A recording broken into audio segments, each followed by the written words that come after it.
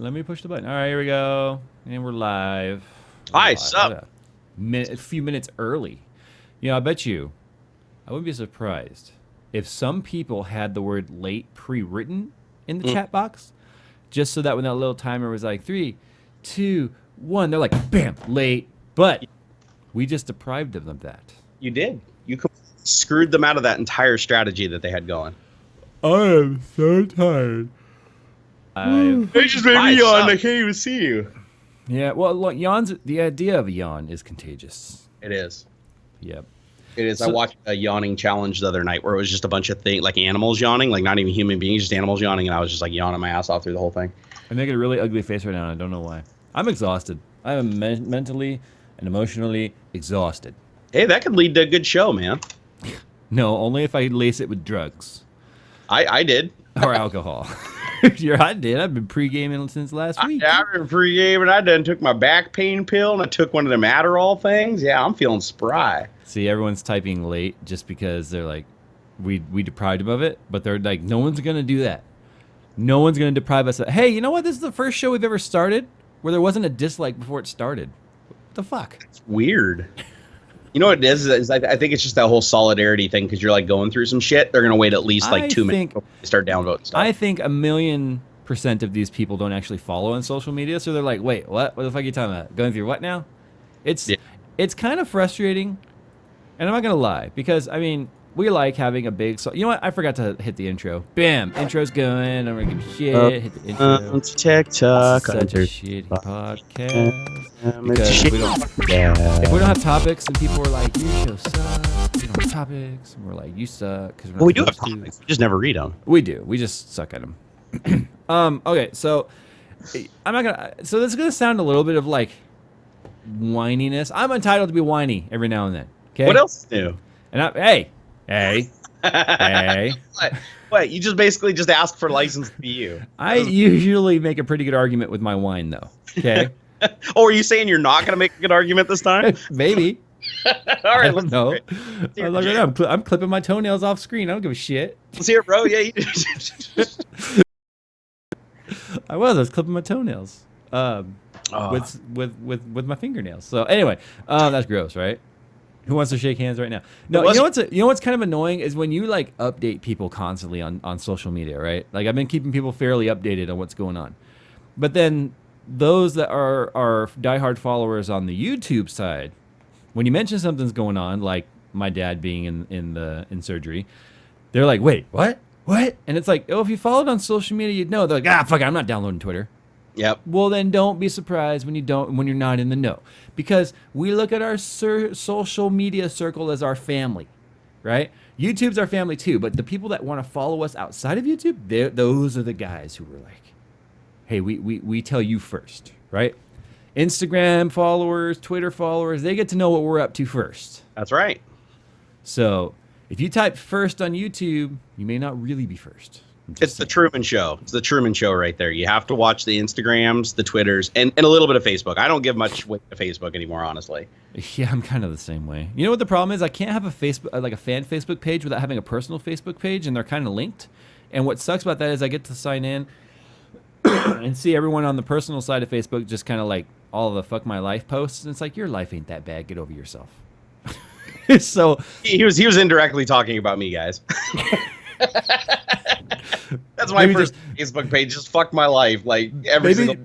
No, I'll be honest. I haven't read your personal Facebook page in a while. I have read your fan page, but no, I mean I'm serious. It's the people that are like, oh my god, so I was at the mall today, and you'll never guess what happened. I was like, oh, you had money to spend at the mall. That's better than a lot of people. What are you going to complain about? Go. You should just start posting that on everything. That's why. No, I'm serious. I write this fucking message.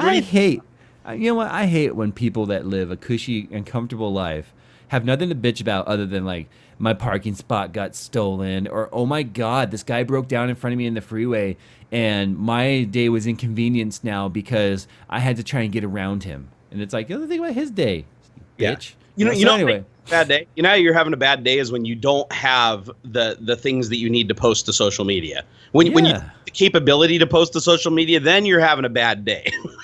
Oh my god, I dropped my phone and cracked the screen. Fuck my life. Oh, he charged me $25 to replace it. Oh my God. Kids in Africa wish they had a phone.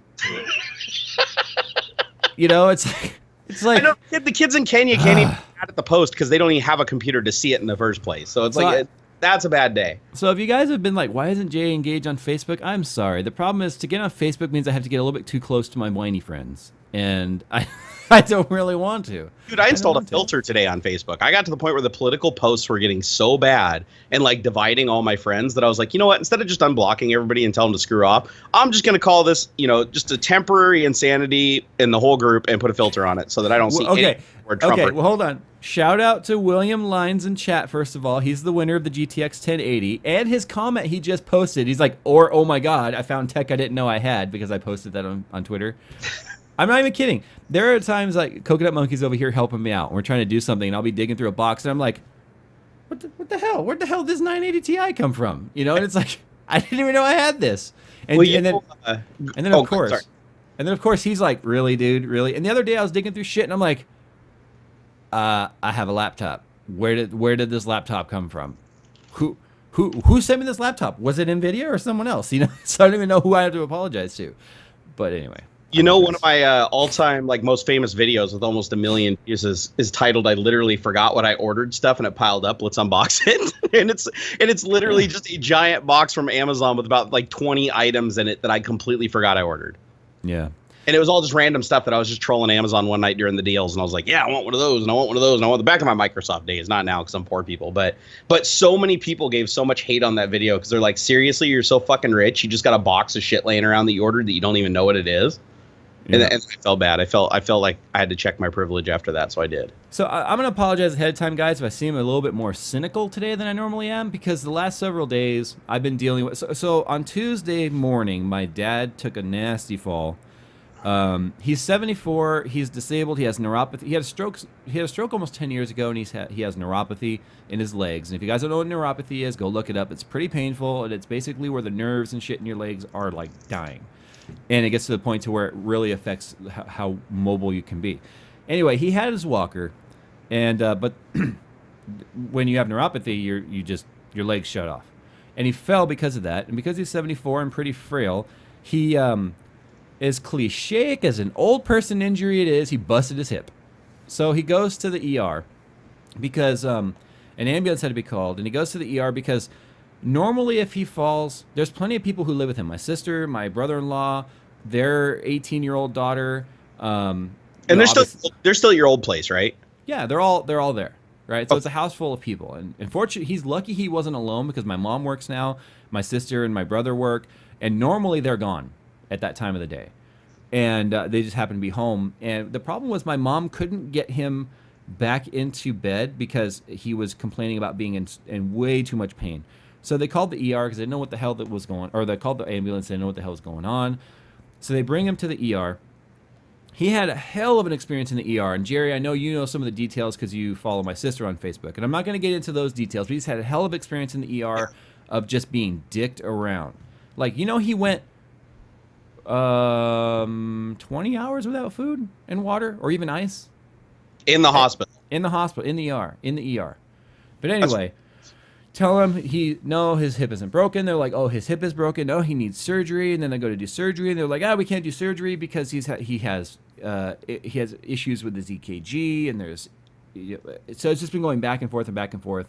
Finally, my mom's the kind of person that is pretty level-headed until she loses her temper, and then she's just like, I'm just gonna climb this corporate ladder, and I'm gonna get to the top. And I'm going to say, fuck all of you, and we're going to get something done. So she did that with the hospital. And, are you ready for this? Are you guys ready for this? My dad, they came and was like, okay, he's going to have his surgery now. And they, wheeled him away. And the next thing you know, they're wheeling him back because they're like, oops, we grabbed the wrong patient.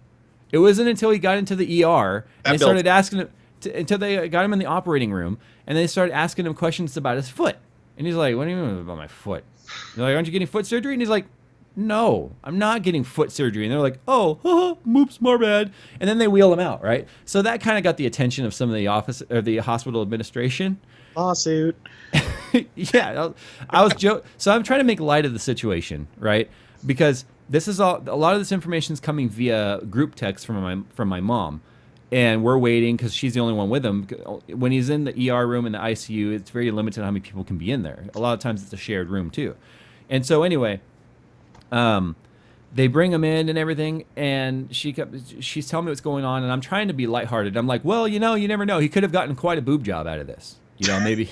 So maybe he was going to go get a boob job. He would have felt fantastic afterwards, but that. So anyway, they determined that they cannot put him under anesthesia because the surgery that he's getting and where the break in his hip does require at minimum a pin to assist in the strength of the heel, but it could last anywhere from 2 hours to 8 hours on the surgery. So the issue here with the head anesthesiologist is like, look, he's 74 years old. He does have some irregularities on his EKG. He has a pacemaker and he has heart issues. So the idea is if he goes in and it turns out they have to go in for the long haul, then there's a problem with getting him woken up again at his age under anesthesia that long with a weak heart. So what they're going to do is they're going to do just a full spinal tap, and they're going to block his spine, and then they're going to do the repair. But he still has the underlying issues of, one, why he fell, because he fell due to massive dizziness, which is still related to the heart issues. Yep. And two, he's not out of the woods yet because it's so clichéic, right? It sounds so Golden Girls-like, or I've fallen and I can't get up. But the problem is when an old person like him has surgery, blood clots become a problem, big time. Yeah. When it's a surgery that's related to a broken hip, it's hard to get up and be mobile because, one, he's already got neuropathy, and he's had a stroke, so walking's hard to begin with. Remember, he fell with a walker. Two, blood clots are a complication after surgery, and three, how do you combat FUD clots? How do you combat blood clots? You get up and you move and you're mobile, which is what led to this in the beginning. So this is just like a big issue. He's already scheduled to go to an inpatient. Right after surgery, he has to go into not physical therapy, but rehab, into a rehab center, and then into a physical therapy center. So he's got a long recovery from this. That's crazy, man. That sucks. Yeah. But you know what, though? I know a lot of people, especially our younger crowd, follow us. They don't understand, how big of an issue falls are for old people. To put it into perspective, my wife's grandmother died at 90. Just before her 90th birthday, actually. At 89 years old, she was still gardening, practically driving herself when people weren't able to drive her. Yeah. Lived alone very comfortably, was able to get around no problems, made it to all the family events. And the joke was that great-grandma, because she had, no, technically it wasn't great-grandma yet, but grandma was my wife's great-grandmother, actually. The joke was she was going to outlive the entire family because of how healthy she was. One day, while going to walk outside in her backyard, tripped on one of the steps and hit the stem of her skull on one of the corners of the concrete steps. And her granddaughter, my wife's mother, found her laying on the couch, pretty much unconscious and lethargic, and a blood trail, not a bad one, but blood trail leading from the back porch into there where she had crawled back in to the house and laid on the bed. She ended up dying from that fall. So it's like someone that was 90 years old and Sprite dies because of a fall. Well, no, falls, I mean, for old people, they're super serious, but even like young people, I've known people before that have fallen and actually broken their neck because they've just hit the corner of a table wrong. Yeah. So it's like the neck is like is a pretty weak point in the body if you hit it right to begin with. And it's like when you're old, you have brittle bones, you have thinner skin, your immune system's more compromised than that of a younger person. Yeah, it makes everything way, way more complicated. But the things your dad's got going for him is the dude is seriously done every crazy thing you can possibly do in life. He was a badass. So, and I'd imagine that if your dad was complaining about pain, it was probably like an 11 out of a scale of 10. So. Yeah. So I normally wouldn't embarrass my dad, but he's not here, so it's not considered embarrassing. Oh, it's embarrassing. Embarrass him. He tells this story himself to perfect strangers, so I don't think he'll mind that I tell the internet. Apparently, my dad lost his virginity in South Africa to a bald-haired, toothless woman in a grass hut when he was on shore leave And he was only 18 because the Marines that he was accompanying would not allow him to leave until he lost his virginity. And then they also had sex with the same prostitute. And every time they threw him in the hut, he'd run out and the Marines would throw him back in. So that's how he lost his virginity, to a hairless, toothless South African woman. Oh my gosh. No, that literally was like the second story he told me when I came down to your house, and I was like, this is a cool dude. This is a legitimately cool dude. Yeah. God. So anyway. Well, I hope everything goes smoothly, so that you can jump on that plane and not worry about it and get your ass up here to Washington. Yeah. He told me himself, he's like, go up there. He's like, I'm fine. He's obviously tired, and half the time I talk to him, it's hard to understand him. One, because of the stroke, plus being tired, plus the medicine. When I talked to him today, he's like, so you go shower, right? And I'm like, what have you been drinking? I hope it's good, you know. But anyway, he's like, I want you to go up there. He's like, so go. I told him if he still wasn't gonna be having surgery because of heart problems, I was gonna be staying around. But his surgery's tonight. In fact, his surgery is scheduled for right now, but you know how hospital time is. He's not in surgery yet. Yeah, they'll start the operation 2 hours into your flight tomorrow. Yeah. No, but everything is still a go in terms of going up to Seattle, because nothing at this point is life-threatening, just complicated. Yeah. But well, worst case scenario, I think I can get you back to Southern California in 3 days in the STI by like breaking. Well, actually, maybe 2 days if we break all the laws and just do it like Cannonball Run style. See, what we need to do is we need to come up with a long fill tube so I can just keep pouring oil in out the window. There you go. As long as you're pouring it in at the same rate it's coming out, I think we'll be all right. That's what she said. Yes. Yeah, no, Jay, just so you guys know, Jay and I were talking offline about how I'm going to pick them up tomorrow on the STI. For those of you that don't know, the STI has 2 blown out gaskets, not the head gaskets, but the valve motors.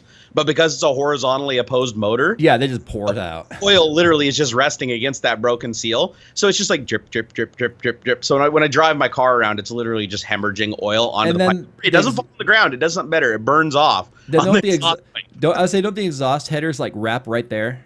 They do, and it's like a giant sponge. It soaks up every single drop of oil. So when I go start up the car after like 3 or 4 days of it dripping, smoke just billows out of the hood scoop. It literally looks like my engine's on fire. I've had people actually honk their horn at me and try to get my attention because they're like, dude, your car's on fire. And I'm like, nah, it's just oil burning off. And then I just drive around for 30 minutes and then eventually it stops. You know, it's only about 1,300 miles from your place to my place. So I think we could do it. I think we could do it in 10 hours. We could, like, seriously, just and the STI, I mean, you know that thing will do 140, 150. If we take the 395 and go through Central California and nowhere along the coast, I think we could hit some pretty good back roads. That's true. And if we get on I-5 runs all the way down there, right? I-5 ends up going more closer to the coast though. 395 goes up more Central California, like in the middle of the state. So I was gonna say, you get a straight freeway. See, the nice thing is if you can hit about 140, 150 miles an hour, by the time you pass the police officer, it takes so long to get up to speed that he can't catch you. And then by the time they get the helicopter commission to take off and try to find you, we're already parked somewhere inside, like, you know, eating a snack, waiting for it to blow over. We got this. I know how to do this. We're good. All right, so let's do this then. We actually have some topics because we didn't cover them last week. We covered one of them. We had 4 ready to go. We had 4 in the hopper. And then we just failed to launch. Oh, hey, can I ask you one thing before we continue? I gotta get you to answer a question online so that I can, if you try to renege on it, I can like tell everybody that you did. Oh, geez. I don't know. When you come up here, will you please, Jay? Will you please help me get my YouTube mojo back? Would you just please? What magic do you think I own? What magic do you think I have? I mean. I've been trying, dude. You're my only hope. No, I need to do it in person, not like over Skype and with obscure messages. I was gonna say I've been jabbing and uppercutting you for months trying to get you back online, and that's the only way I know how to motivate. It's like, you maggot, you freaking maggot, you make those videos. God damn it, I don't care that your arm's falling off. You make those videos. Food is for the weak. Get in front of that camera. That's the only way I know how to motivate. I literally. And then you cry, and it doesn't get us anywhere. You're like, stop yelling at me. I'm full of water. I gotta let it out somehow. I'm not happy. I can't do this. That doesn't work for me. See, you're the opposite of me. I'm like, fuck, I'm too happy. I need to make more videos. You know, it's like if I'm not cranking out videos people don't like to try and put me in the sad place, I'm doing it wrong. See, the thing is, you're what I like to refer to as angry happy. Very true. That's the term I can do that. You're like, I'm so mad. I'm gonna go make videos. and I'm gonna make videos. I'm gonna show everybody. And it's like what is it, like Don Rickles? You're like a younger Don Rickles in that regard. I've made 3 videos since my dad's been in the hospital. Dude, you're crazy. You're just a machine. I can't help it though, because I made a video yesterday for cancer that was 1 minute and 14 seconds because that's as long as they'd let me make it. What am I gonna do? Just sit and wait and tap my foot, or actually do something? That's the way I am. So I had a huge realization yesterday, actually, and had a long talk with my wife. And I won't go into like the huge details of it all, but there was a lot of problems with my life that I had to literally acknowledge. Like, you ever do that? Like, you just, I don't know. No, I'm perfect. You're perfect. Just kidding. I'm perfect at being imperfect. No, it's one of those things where it's like, I get angry because of a lot of the feedback that people give to me online. And I don't. I am the nicest, most cordial. I've never heard you. I couldn't even say that without my voice cracking. Like, I'm cordial with everyone who messages me. Every message they give me is purely constructive, and I respond in only the nicest of words. Sure, Jay. Sure. So I got back from New York, like on the 3rd or 4th, and now it's the 20th. And other than that little video spot that I did, I haven't done anything since I got back. And I don't know what it was about New York, just the energy of it and everything. It screwed me up. It basically pushed me into depression. I'm not bringing my FS5 and stuff for Dirtfish, just so you know. No, I know. We're gonna do so. That's what I'm saying. I need you to come up and like hook the jumper cables to my nipples and give me. That's why I'm bringing my equipment. So at least I'll have that element to myself. Nice. I can't use your shit. It is discombobulated. Teach me how to be your cameraman, and I will happily be your cameraman. Just for the privilege of handling such nice equipment. The problem is, okay, here's the problem. I shoot with a Sigma 18-35, which is not okay. I'm bringing like 4 lenses with me, but I have an 18-35 Sigma lens that is not image stabilized. And if I let you shoot with that, with how wiggly of a guy you are, it will literally look like Michael J. Fox was my cameraman. Too soon? Sorry, deal with it. But, you're too wiggly for that lens. No, but won't it look like cinematic? Like Blair Witchy? While you're sitting there talking to the camera? Because this camera adds a bit of natural motion blur, everything will just look fuzzy. How about this? Hold on. Hear me out here. How about we put it on this thing called a tripod, and I just stand next to it with headphones on or something and just feel important. Okay, but when I do videos, I move the camera around. It's never in the same spot twice. That's okay. I can move too. I'm actually fairly mobile now that I've lost 31 pounds. Oh, okay. Well, in that case. Yeah, it's all good. No, I'm actually looking forward to shooting videos up here. But I honestly need a swift kick in the balls because going this without making a video is not helping anybody. I'll kick your balls. Don't worry. We're good. I got you covered. I came to the realization that the reason back to my point that we got off topic on is the realization is a lot of the things that people say to me bother me because they're rooted in truth. There's a lot of truth to a lot. I mean, no, granted, the truth is way overextended in a lot of cases, but that's why it got to me. So yesterday, I came clean with myself on everything that's wrong with me, like literally everything. And after that, I don't know. I felt a whole lot better. I kind of did like a personal confession thing, and it helped a lot. It really did. So I do that. Did you ever do that? Just like sit there and just like this? Yeah, but I do it all the time, and I do it in little bits, so it doesn't build up into a boiling teapot of like overflowing like realization. Yeah, I did it in like the breakdown into tears and lose it bullshit, and then TMI information. Anyways, my wife and I had like the most amazing morning this morning that we probably had in the last 2 years. Oh my God, that means okay. Well, we don't want to flag the channel. I know where that's going. But a little tip here about Jerry. Do you know when he cries? When Jerry close the door. Daddy's loving mommy. Close the door. I'm tickling. When Jerry cries, he pees himself a little bit. Just a little. Yeah, it's part of that diaphragm like tightening. When you kind of some tickle girls. They tinkle a little. It's like I do the boy version of that, which is just like pissing on top of the toilet seat and pissing on top of the toilet. Talking about all kinds of inappropriate and bad things. Okay, I swear to God, this is the most embarrassing thing. The other day, I go take a piss, right? And I felt like my kidneys were kind of hurting. I think I had too much Tylenol or whatever. I thought you were going to say too much Thai food. I was like, what? Too much Thai food. No. Anyways, my kidneys were kind of hurting. So I go to take a piss. And it was kind of a little bit hard to take a pee. Every once in a while it is because, I take meds that can fuck with your prostate a little bit. Yeah. And so I take my piss. I'm all done. I shake it off. I pull my pants up. I change my pants. I take 5 steps outside of the bathroom and just piss down my leg. And that's when you know you're hitting rock bottom, man. I I was like, what the hell just happened? And I'm just like looking down and I'm like, and it wasn't like a little bit. It's like I literally like just pissed myself on my leg, completely uncontrolled. Luke says, Jerry, grab her by the PU, grab her by the Trump. I grabbed her by the Trump. I was by the Hillary. Oh wait, that sounded horrible. I was gonna push us on from this topip, but considering Timmy Tech in chat was like, and moving on, I feel like we're obligated to stay on this topic. We can't let him win. Well, you know what? If you find yourself crying yourself to sleep and pissing down your leg, then you need to subscribe to the Jay's YouTube Mojo University. Okay? Oh my God! I'm surprised that's not like your third channel by now, Mr. Mogul. Mogul. Okay, everyone wants a 1080 and then suddenly hey, it's all right, dude. I got cargasm because I wasn't gonna let you be the only guy that has a car channel. Now I just need to find a coconut monkey. Except my car channel has gone the way of Barnacules Nerdgasm without an upload in over a month, like 2 months. Yeah. Well. But I have to do that. I have to keep the expectations in line. That's not a business for me. That is not a priority of mine. And one of the reasons why you haven't seen anything over there is because we literally have not done shit to our cars in that long. Dude, also, I got to show you the list when you get up here of the people that are going to let me review their cars. Like, Typical Gamer is going to let me. You know who Typical Gamer is? Yeah, the Lambo dude, right? Yeah, so Lambo, yeah, he told me that I could drive up there and review his Lambo. He thought that'd be awesome, and he'd like DM me. He's like, yeah, just let me know like what week works for you and everything. I'm like, serious? Like, I was joking when I messaged him, but he picked up on it, and I was like, yeah, so apparently I'll be reviewing that. Half the shit we talk about and get for reviews, we're joking around like, hey, video, wouldn't it be nice if you sent me 2 Titan X's? Just kidding, not kidding. Oh, hey, look, they're in the mail. It's so true. You know? Oh, it's so true. All right. It's totally on, right? All right, sorry, I keep interrupting. Go ahead. Well, okay, so this kind of sucks because I didn't want to talk about the new Nintendo. No, I do. I want to talk about it. But I kind of didn't. Damn it, that sucks because I didn't want to, and you had to put it in the damn document. But that's okay. Come on, don't you? We started to talk though last week a little bit about the quote unquote sales decline of PCs.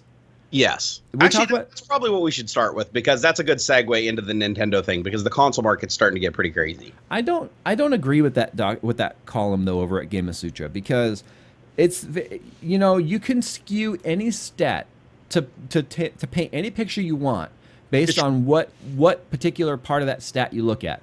For instance, as if buying new PCs on a whole.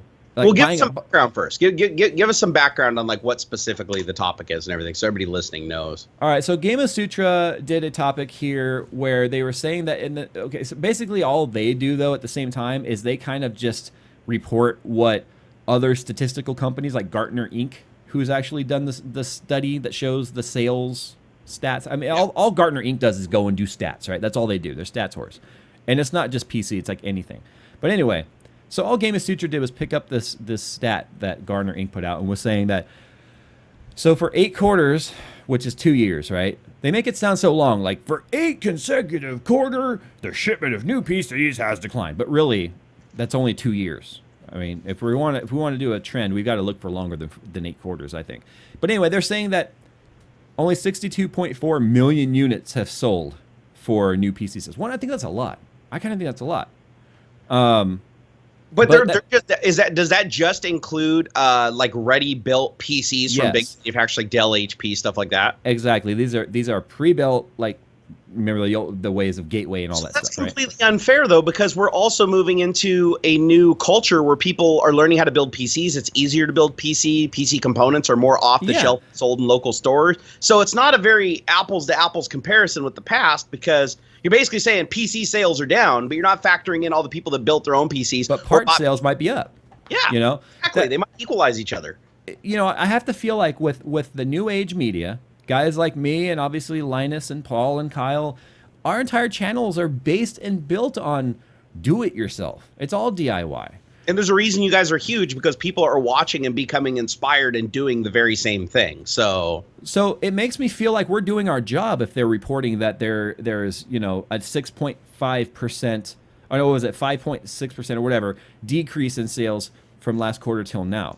But I would love to see what is done on an average like upgrade. But the problem is, right, not everyone upgrades their CPU at the same time. Not everyone upgrades their CPU, not everyone upgrades their GPU. They kind of do it piece by piece. So what I think might be happening here is I think people are hanging on to their PCs longer too, because they're staying relevant longer. And I think there's more to it too. When there's less competition in the space, like with the AMD Intel thing we're always talking about, it doesn't make Intel feel very inclined to spend billions of dollars on research to make the next fastest processor, or even to replace silicon as a whole. So what's happening here is the CPUs are faster. The requirements of the average PC user is not growing at the rate that the PC hardware did. So people are hanging on to their PCs longer. There used to be like a year or two, and it was time to start looking about getting a new PC. But you can hang on to a PC 5, 6, 10 years now, depending on what you're doing, and not feel the need to actually replace it. So these numbers make it seem like PC sales, PC is dying, but I don't think it is. I think it's just staying relevant longer.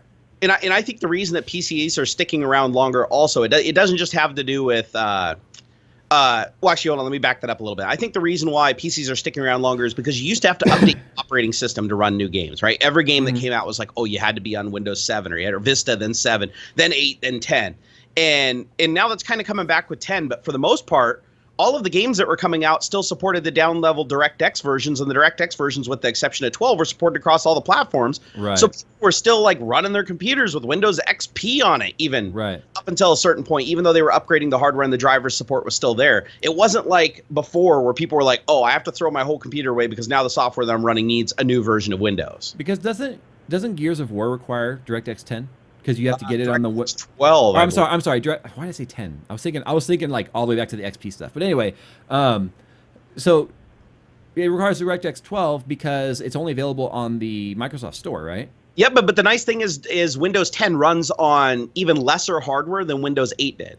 No, that's fine, but it means guys like me don't get to play Gears of War 4 because I still don't have Windows 10 on Skunkworks, so I'm not planning on doing it anytime soon. That's Microsoft's game, to get people just like you. They figure if they can get the App Store adoption higher, people are going to come swooning over. And they haven't, because the App Store apps, frankly, sucked up until the point where now you can have them full screen. Now you can have them windowed. Now you can do Win32 programming. Oh, man, you could do app stuff with the apps. Exactly. You can do app stuff with the apps. But it's like my complaints on Twitter about iOS and their media player, right? iTunes, not being able to do the simplest things like a video playlist. Yeah, and that's the thing that I will credit Microsoft for, is the business decision. And everybody gets mad at me because they don't think you hate Satya, but he's a visionary when it comes to the business side of things. No, he isn't. But it's not. I don't look at it from a personal standpoint. I look at it from he's a glorified HR goon. He is. He's just an HR guy, and he doesn't honestly see the long picture, in my opinion. But anyways, I digress. You can't do that. I do that. Oh, I'm sorry. I digress too. No. I digress. 2.0 beta. No. Fine. Regress. You fine. Regress. I regress. Good. That's gonna be my new thing. So the thing with Windows 10 is they were having a hard time getting adoption because first they gave it away for free. People didn't want it because of all the spyware. Then they had all the forced update stuff that would keep re-enabling all the shit that you disable. And they made so many wrong moves. But the one right move that they made that I think is going to actually work in getting the Windows 10 adoption to go through the roof is now all the first-party titles on Xbox One are going to be released and playable both on PC and the console, and allowed to cross over. So you can literally play the game on your PC against console gamers and vice versa, and the whole world works together. And the two games that they've done it with so far are Forza Horizon 3 and Gears of War 4, and both of them work fantastic. I'm not going to say they're flawless, but I haven't had a single crash in either game, and other than some little frame rate hiccups here and there, they're actually more playable and better on the PC than they are on the actual console. So I think they've done a good job of that. And if they keep doing that and then they start getting other gaming companies to go, oh, holy crap, more people are installing Windows 10 now, so maybe we will create an App Store version of the game that works on both Xbox and PC. I think that's going to blow up, and that's going to be the one thing that might save. You're a traitor. I am a little bit. You're a traitor. I don't want it to succeed, honestly, from a personal standpoint. From a business standpoint, it does make sense. And I did play both games on the PC, and I don't even play them on Xbox One anymore. I don't know. I'm probably shooting myself in the foot, but I'm the kind of guy that's like, oh, I can't play this game unless I bend to your OS will. Well, fuck you. I don't want to play this game. I'm not going to play it. And you know me. I'm the opposite. I will use Hitler's cell phone if it is the best cell phone on the market. I'll be like, I don't agree with that guy killing people, but damn, it's a good cell phone. You heard it here. Jerry likes the Hitler cell phone. Hitler cell phone. Isn't that the Pixel? No, I'm just kidding. So the test bench uses Windows 10, but I don't do anything on this machine. I never play games on that machine ever, because I do work on it and then it just sits there. So It's only got Windows 10 on it because I needed it to be able to do DirectX 12 testing, obviously, right? Because the GPU review isn't complete if you don't do at least some DirectX 12 testing. So yeah, I mean, I'm a little. I know I'm going to end up getting left behind and eventually have to do it, but I'm going to hold out as long as I can. You know, look at how long I held out on Windows 8, right? No, and technically you'll be able to hold out for a while because I think Windows 7's they're not going to drop support on that till after like 2020 or something like that. Like they can't. You mean Windows 8? Windows 8 goes well beyond that. I thought Windows 7 support was already ending. Hold on here. Windows 7 end of life. Hold on a second. Oh, here it is. Proposed end of life. Is yesterday. Yeah, 4 weeks ago. No, you're right. You're right. Oh, sorry. No, XP just expired. Windows. Oh. Okay, so mainstream support for Windows 7 on January 13th, 2015. No, you're right. It's a year out. So Windows 8. Mm-hmm. Because Microsoft's support cycle was 12 years, then it went to 7 years. I was going to say, because I know Windows 7 there was articles about it being no longer supported. Yeah, and if I remember right, I think they cut it short. I don't think it went to its full term, and everybody was like up in arms about that. But they were still honoring it. They just weren't going to do any more production on it, correct? Yeah. There were no more service packs. Like no more service packs, but they were going to do hot patches and security fixes. Yeah, because Windows has to support an operating system for a certain amount of time because the government partners and the customers that buy like the data center equivalent in the server product line, they have to know that they're going to be able to use that software up until a certain point. Because if you're a company or a corporation, you can't have a software running that you can't get support for. Yeah. Like just can't. So literally the amount of time that software is relevant is as long as the company can run it. Now there's some companies obviously like Sears was running OS2 Warp on their point of service machines until like the late 2000s. But it's funny how some of these major corporates they just don't want to evolve. I get it though because it's working. It's their entire business is based on it, and they don't want to move on. It's because they all run obscure shit, right? It's like if you've seen like some of the software, like you go into a store and it's like you look on the screen and they're still running like DOS and ANSI graphics. You ever been into a Micro Center and looked at their cash registers? No, is it like that? Oh my God, Micro Center. Or I'm sorry, not Micro Center, Fry. Geez, sorry about that, guys. So, actually, we're not back live yet. There we go. Now we're back. Everyone's like, DDoS, yes. No, OBS crashed. You guys ever use OBS and suddenly it's just like, bing, fail, and we're reconnecting. Yeah. Wait, so anyway. You're Classic too, aren't you? Yes, I am still on Classic. OBS Studio is so much better. I swear you should just take the time to switch over sometime because it is so much better. All right, eventually.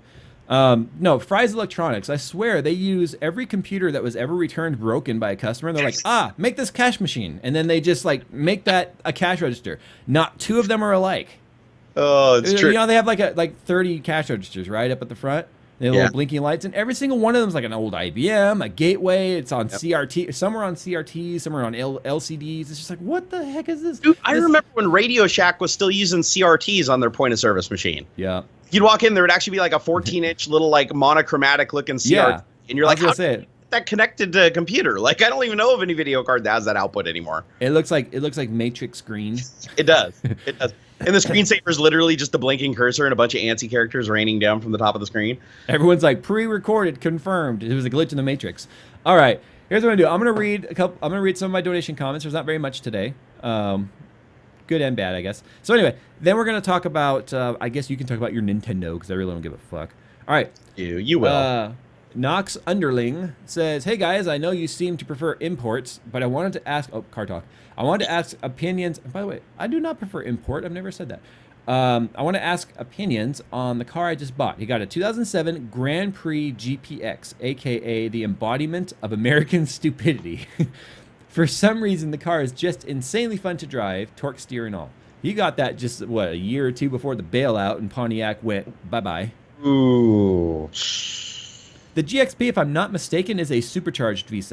If I'm not mistaken. Ugly car, dude. Isn't it supercharged V6 though? Let me see here. It's definitely a V6, but I don't know. Yeah. I don't supercharger. Hold on. Let me see if there's another under the hood shot here. I think it is. Yeah, because the X, right? The X was turbo or super, wasn't it? I think so. I mean, yeah, the X generally. Yeah, I'm pretty sure the GXP is the supercharged one. Looking here. I don't even know. Maybe that looks like a supercharger right there. Please. It's not as bad as Aztec, but pretty close. I mean, okay, it's not the prettiest car, but I mean, it could be worse. All right. That's true. Let's see here. Yeah, no, it's supercharged. You're right. Yeah, I thought so because the reason why It's based on, believe it or not, the very similar design to the old Thunderbird SC. Do you remember the supercharged Thunderbird after they got away with the turbochargers? So they had a V6, 4.6 liter V6, which my mom had one of those, and then they had the 6 liter supercharged. You know what? I look at it this way. My opinion on your car: if it's insanely fun to drive and you like it, then here's what you need to do: just sleeper the shit out of that car. Yeah, I 100% agree. I was just going to say the same thing. And you know what's funny? I'm actually looking at the first images when you search for Grand Prix GXP on Bing Images, and the first like 3 images are all LS3 swaps into these things. Oh, yeah. So there you go. Just drop a big old V8 in that sumbitch. And no way, man. Those 3.8 liter V6s, man, they wake up. And even and they're already low compression, so they can handle the boost. Just find what mods. I guarantee there's people out there doing mods on the GXPs. Dave Wilson says, greetings again from Scotland. Next time I'll send Jay some Iron Brew to help with those R's and for coolant. As a question, how did you guys promote your channels in the early days? Was it... You're going to find 2 contrasted answers here. Was it spam everywhere you could, or just make good content and keep doing it until folks notice? Yes. Well, Jerry was the spam your shit everywhere. Oh, shut up. Yes, you were. Suck my, you know what, dude. Don't. I never spammed anywhere and begged for anything. Raise your hand if you actually walked around in public with business cards and hand them out. Okay, I might have done that. Exactly. Most of my subs came from them. No, but these were things that Jerry did when he was desperate in the beginning to try and like get that channel to start catching some wind, right? I was the opposite. I was the guy that was like, if you record it, they will come. And it eventually happened. But Jerry ended up 130,000 subs ahead of me at one point because of that. Because I was just like, nope, I'm not going to promote myself. I'm not going to self-promote. I will give you that. You did not self-promote. That's something that I did pretty heavily. But self-promotion, there's a wide gamut there. I didn't just go and yell at every big YouTuber and say, shout me out, because that's not the right way to do it, and you know that. No, you didn't hit up other YouTubers, but you were very adamant about, like, telling people, and you had no problems telling strangers or whoever, like, hey, I got a YouTube channel, come check it out, right? Yeah. And I would just go to like forums. I'd go onto Facebook pages and stuff and just post my videos and spam them. And yes, okay. I guess you have Barnacules Nerdgasm stickers on your car. I won't put any JayzTwoCents type stuff on my car because, damn it, I want people to be like, hey, that guy is a dickhole, and then they key my car. Yeah. I mean? Also, that was a bad move on my part because I've almost been run off the road now, and I've told you this by like 3 people. That I thought were road raging on me and genuinely trying to kill me, and it turned out they just wanted to meet me. Yeah, it happened to me a couple times out here too. I think I told you one guy came like all the way into my lane on the way to Coconut Monkey's house. So anyway, yes, do whatever you feel it takes to grow your channel, except for doing what you're seeing people do in this chat tonight, even, which are like, check out my channel, come sub to me. Like, nobody gives a shit.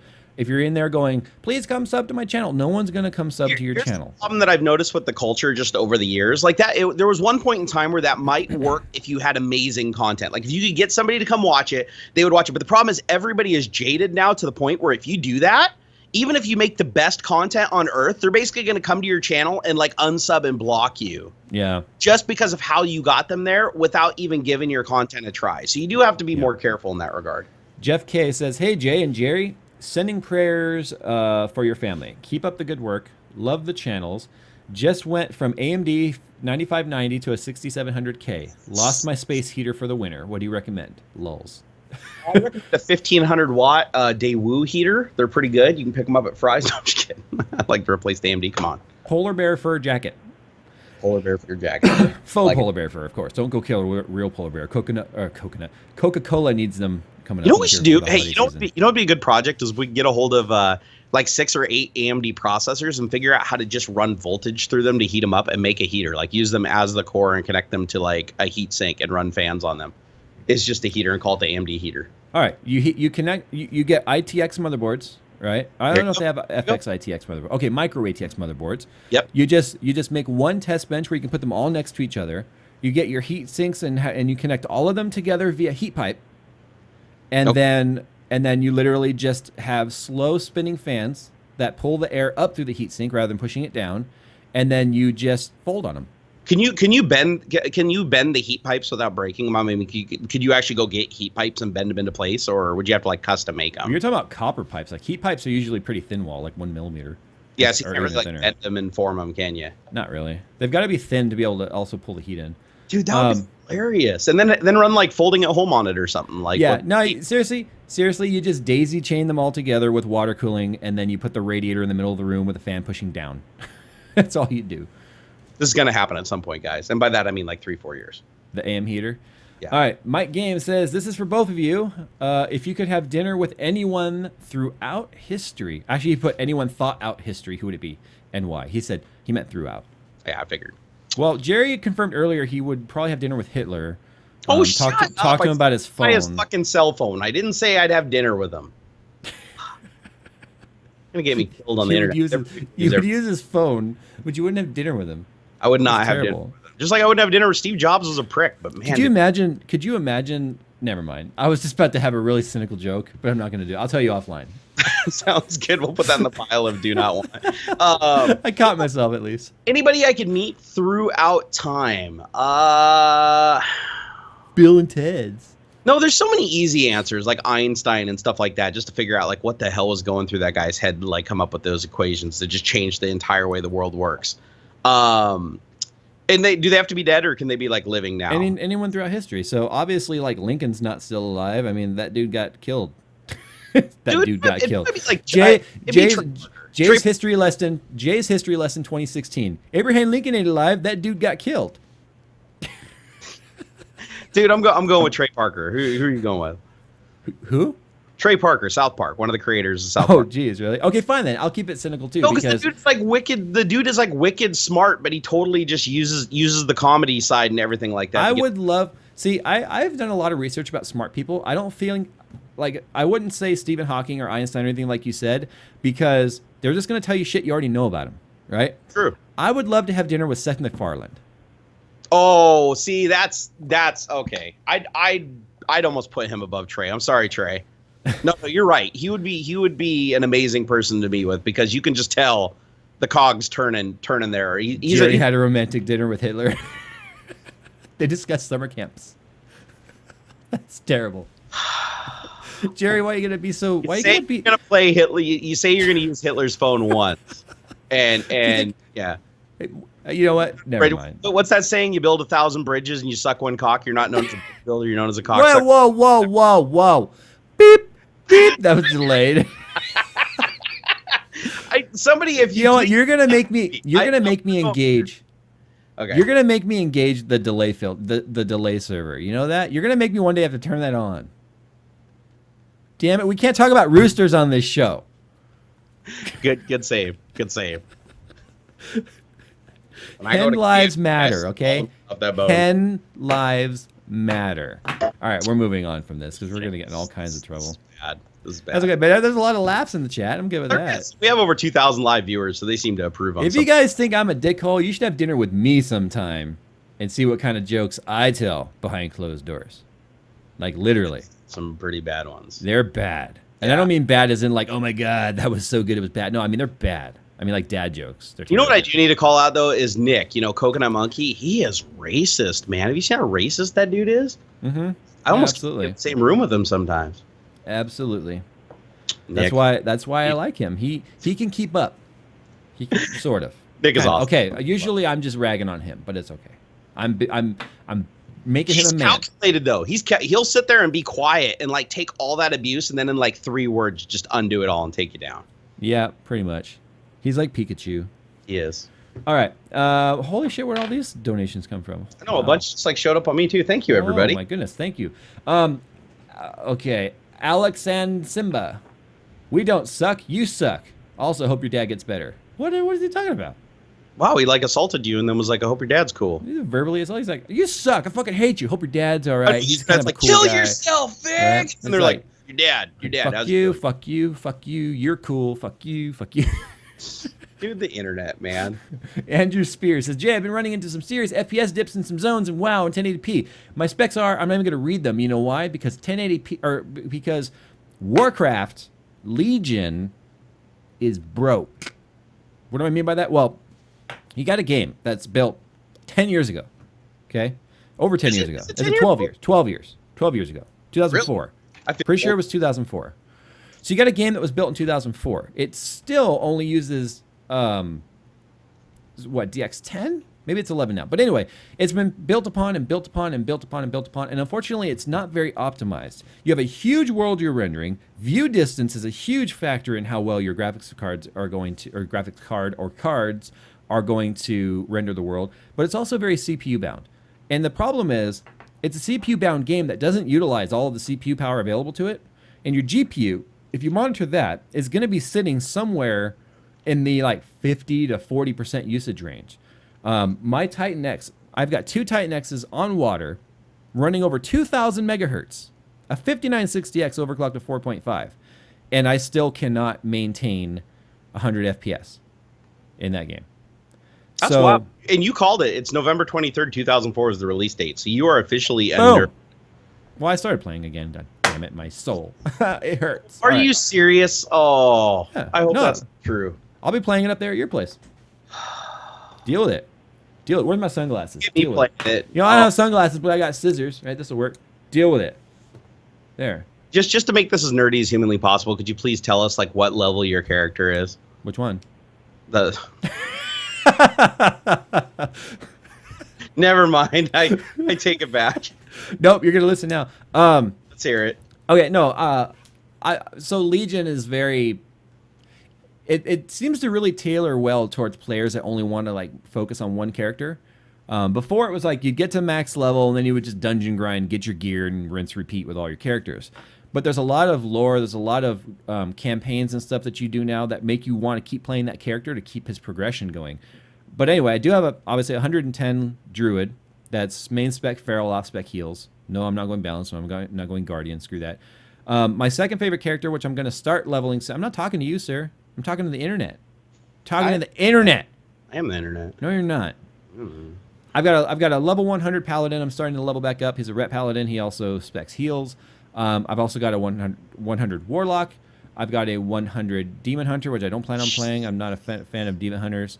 And I've got tons and tons of other characters that are in like the 70s, 80s, and 90s levels. Like every. Do you still have like your first character you ever started? No, actually, I built that character up. I got him World Gladiator title, and then I sold the account because someone was willing to pay me like $3,000 for that account because of the achievements that were on it. And this was when I quit. Sold a WoW account for $3,000? There's websites that you could do it on. You could put it up there and be like, this is how much I want for it, and then people can come in like eBay and be like, okay, I'll buy it, and then it all gets transacted through like a third party. So communication never happens directly, and then I don't know if that account's even still active. I doubt it. This was all around the time that Little Jay was born, so we're talking a long time ago. That's crazy. And so I got so sucked into the game, I spent so much time on it, I quit the game, and to prove that I was going to quit the game, I sold the account. Well, yeah, so anyway, I got this account now, which has my Gladiator titles and stuff on it. And then I've also got, the wife is putting around on it a little bit. And you know who really likes it? Little Jay. She likes to put around on there and kill stuff. She just puts on heirloom gear. Do you live stream it all when you play it, or? Nope. That's just your zen time. Like that's time. It's me time. Okay. A few people have come and found me up there and said hi, but for the most part, people leave me alone up there, and that's what I love about it. My guild. You have time, like honestly, like I have time all the time because I'm not ever making any videos anymore. But you, on the other hand, you're always doing something. It's like, how are you getting these characters like level 100 and stuff like that? I mean, you're obviously not doing that playing for like 15 minutes a day. These characters are years old. All of them? Yeah, because I started playing again in 2010. How many expansions were there to World of Warcraft? Do you know? I don't know. There's like 6. I want to say there's 6, I think. And do they charge like a bunch for each of them? Is they like the same cost as the original game? No. Now you can buy all of the expansions and the main game for $29, all bundled, and then you buy the most recent expansion separately at $49. So. Okay, so it's not that bad. Okay. It used to be like vanilla was $10, and then it was like $20 for all the expansions leading up to the most recent one, which was like $39. So you added all that up, and you were well over $100 to get into the game, and then $14.95 or $14.95 subscription every month. That's expensive. Most games don't cost that. It's probably sunk a decent amount over the years into the old WoWs. Have you ever bought anything? Have you Thousands of dollars. Items and no, real life? I have never purchased any sort of like special item that cost money. Good man. I wanted to, but I never did. Blown so much money. Jay's using scripts. Yeah, right. I'm not even using a single add-on right now. But anyway, No, the characters are years old. Like I had one character, my main character.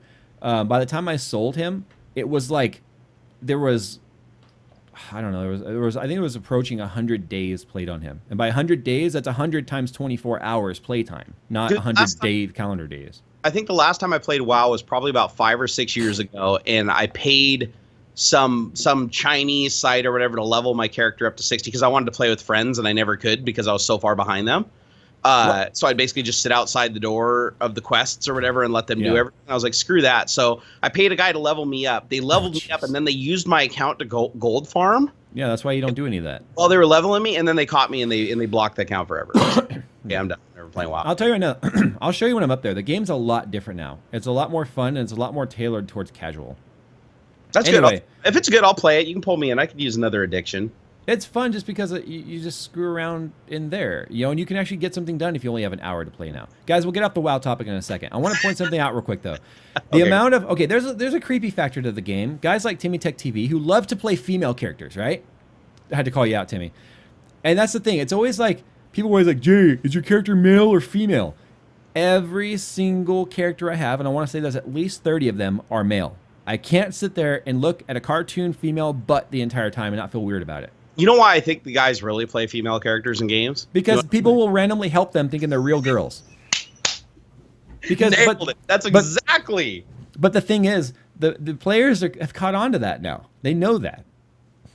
Because that's what I did back in the day. I was playing EVE Online, and I had 2 characters. One was Daryak Kalura, which was like some weird mashup of Deadnik, which was my old name, and then I had a female character that I created. And the female character, like literally, you'd just be flying through space. Some dude would like pull up on you, like, oh god, he's gonna blow me up. Next thing you know, I'm like back at the station getting all kinds of free stuff and transferring ore to me and stuff. I was like, this is awesome. Okay, so here's what we'll do while we're up there, because I've already got it preloaded on my laptop because I want to vegetate while I'm up there. We'll get you playing a little bit. Okay. Dude, I got my laptop too. We should go down to Starbucks and just like seriously be the embodiment of nerds. Just sit in Starbucks and drink coffee and play. You're casting efflorescence. Pull them into efflorescence. All right, Swiftman. Good, go, pull. No. Click W. Damn it, click W. No, you push the Windows key. Fuck. If you end up playing the game, I don't have a lot of gold. I've got like 400,000. I know some people.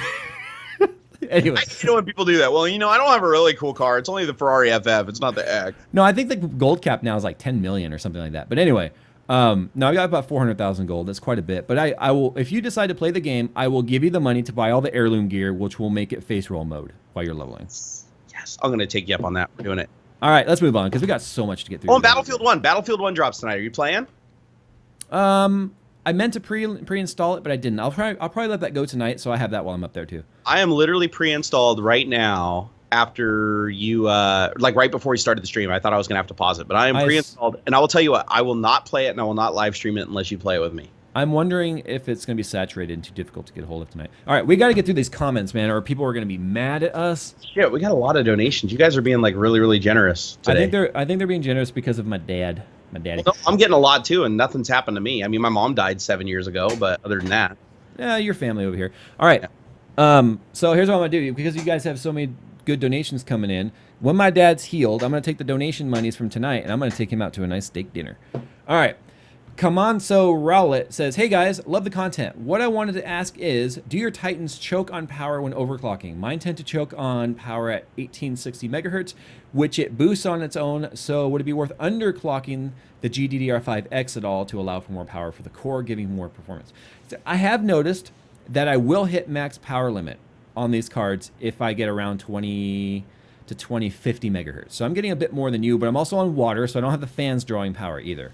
Yes, I have noticed that the Titan X's will suck up every bit of power limit, regardless of where I put the slider. So that's, I'm going to say normal. As for underclocking the GDDR5, I don't think that's going to help you much. Memory doesn't pull a lot of power in terms of the total package of wattage. Joe, the funny muffin gamer says, hey Jay, sorry to hear about your dad. As an EMT basic, I understand how you feel about ER staff. I want to separate their windpipe from their esophagus. EMTs are trained to be calm under stressful situations and also to like assess and act quickly, right? Because usually they're the first responders in a serious situation. The problem is they're handing them off to people that are like, all right, well just stack the patient over there. We'll get to him. soon. I And understand there's no lawsuits, like how to cover up the name tag on their thing with people in their shirt. I understand that there's no beds over here, so we'll just roll them in the hallway in the custodian's room. Anyway, Joseph Petro says, Jay, I just bought a Sapphire R9 Fury Nitro for $289. Wow, that's a good deal. Is 4 gigabytes of HBM enough for a few more years at 1080p? I don't know, man. Even games like Gears of War 4 at 1080p are requiring quite a bit of VRAM. So I'm not well, actually, wait. At 1080p, don't most games though downscale the textures before loading them into memory when you're on like lower end graphics? Or dude, it depends on the textures. It depends on the game you want to play. Even 1080p Rise of the Tomb Raider will max out almost all 6 gigabytes of a 980 Ti. So it sounds to me like they probably just didn't want to double the size of the game, so they just put in the biggest textures, and you're just on your own. I think so. Look up while I'm doing the next comment. Look up the minimum specs for Gears of War 4. It's pretty high. Jordan Long says, "Hi Jay, I hope your dad gets well soon. I love your channel. I work a second shift, so this is the first time I've been able to watch live. Here's some cash. I use ad block. Don't worry, Jerry, I'll get you too. Thank you, sir. Appreciate that. Every bit definitely helps. And don't feel bad if you use ad block, seriously. And I'm actually going to use my donations from tonight to buy Jay a nice steak dinner when he's up here too. Woo! So we're going to like Ruth Chris. Well, I can tell you the way things are going right now, we might actually be going to Ruth Chris. Jordan. Oh wait, I already said that. Eric Steele says, "Hey Jay, sorry to hear about your pop. Question: are you going to be getting or installing EVGA's PowerLink in Skunkworks? And when are you reviewing and building the DG87? The DG87 is going to commence when I get back from Seattle. I don't know. I don't think I'm going to put the PowerLink in Skunkworks. I might ask for 2 of them to see how they look, and if I don't like them, I might use them in the DG87. But Skunkworks has a very particular look, and the EVGA logos on there being so big and so bright and white, I think will stand out too much. The kid who does stuff. I love both of y'all so much. I can relate to Jerry so much with the anxiety and depression. I once developed an eating phobia and was only 50 pounds at the age of 12. Give half of this to Jerry if you can. Huge inspiration. Wow, 50 pounds. My left leg weighs 83. Like how old? Wait, how old was he? He said 12. That's insane. Like my son right now at 7 is 45 pounds. What? 12? I was 100. He's underweight. My son's severely underweight. I was a big boy at 100. I was 100 pounds in 3rd grade. I know. At 12, I was wearing quad XLs. You know what I'm saying? Andrew Jew says, been absent for a while. Finally took my last CPA exam. Oh, God, you must really love numbers. Anyway, waiting for results, but now I have time to be here. Yeah, sorry, so some of the comments said these guys are just bragging too much about money and going to Ruth Chris. I'm out. Like, dude, well, okay. I fuck him. Fuck him. He either came in late or he's just a dickhole more so than me. Yeah. So when are you going to get around to showing how loop order affects or doesn't affect heat dissipation? 2 things. Are there any? Jesus, guys, is like going on and on. 2 more things. Are there any linear water pumps? And I don't know what that means by that. And do you need to keep the pump low in the loop so you can top it? Okay, the only reason you need the pump low in the loop is for filling it. Once the pump is running and getting fed water, it doesn't really matter. You still don't want to put it above your reservoir, obviously. In terms of linear pump, I'm not sure what that means. Sorry. And then for the CPA thing, man, more power to you. We need good CPAs, but I could not stare at numbers like that all day. No, I couldn't. Oh, by the way, the min specs on Gears of War at the absolute lowest is i5 3470 at 3.2 gigahertz and a GTX 750 Ti. Okay. So, but the recommended is a 970 GTX. Yeah. So, and their ultra settings at 1080, obviously. Right. Jerry Gagnon says, Jay and Jerry, you guys are awesome. Keep me entertained time and time again. Jerry, please make more videos. I love your content. Jay, keep up the great work. I love how. Oh, by the way, who won your giveaway? His name was William Lyons. Jerry Berg, aka Barnacles. His name was William Lyons. He was in the chat earlier. I don't know if it's Lyns or Lyons, but anyway, it's all his. It's rigged. Everybody, it was rigged. He knows that guy. It's like his nephew. What, are you Hillary and I'm Trump? This whole giveaway's rigged. Wrong. And his hair is all like flapping in his forehead. Anyway, Ethan. I like how he tells you make some videos and he tells me keep making the videos. No, I know. Yeah, Jay, you're just doing it all right. Jerry, what the hell? I was gonna make 3 videos today. Yeah, that went really well. I'm gonna help Jerry when I'm up there. Don't worry. Ethan Rue, Jay, can you reach out to your AlphaCool contact and ask if they are really working on a water block for the 1080 Classy and maybe put out a vlog to let us know? I don't really have a contact over there anymore. I got tired of everything they sent me being scratched and stuff, so I was like, no more. Anyway, let's see. Ken R says, Jerry, if you can get me over there, we can jumpstart your Cargasm channel by replacing the rocker cover gaskets on your Subi. Did it to my own 2000 GCRS in an hour. We all miss your STI, and I miss you too. The only problem is the horizontally opposed motor. You have to actually take the entire engine out of the car to get the clearance to get the heads off. Yeah. So you can't. I've talked to 3 mechanics now, and every single one of them say you have to pull the whole engine, so you might as well rebuild it.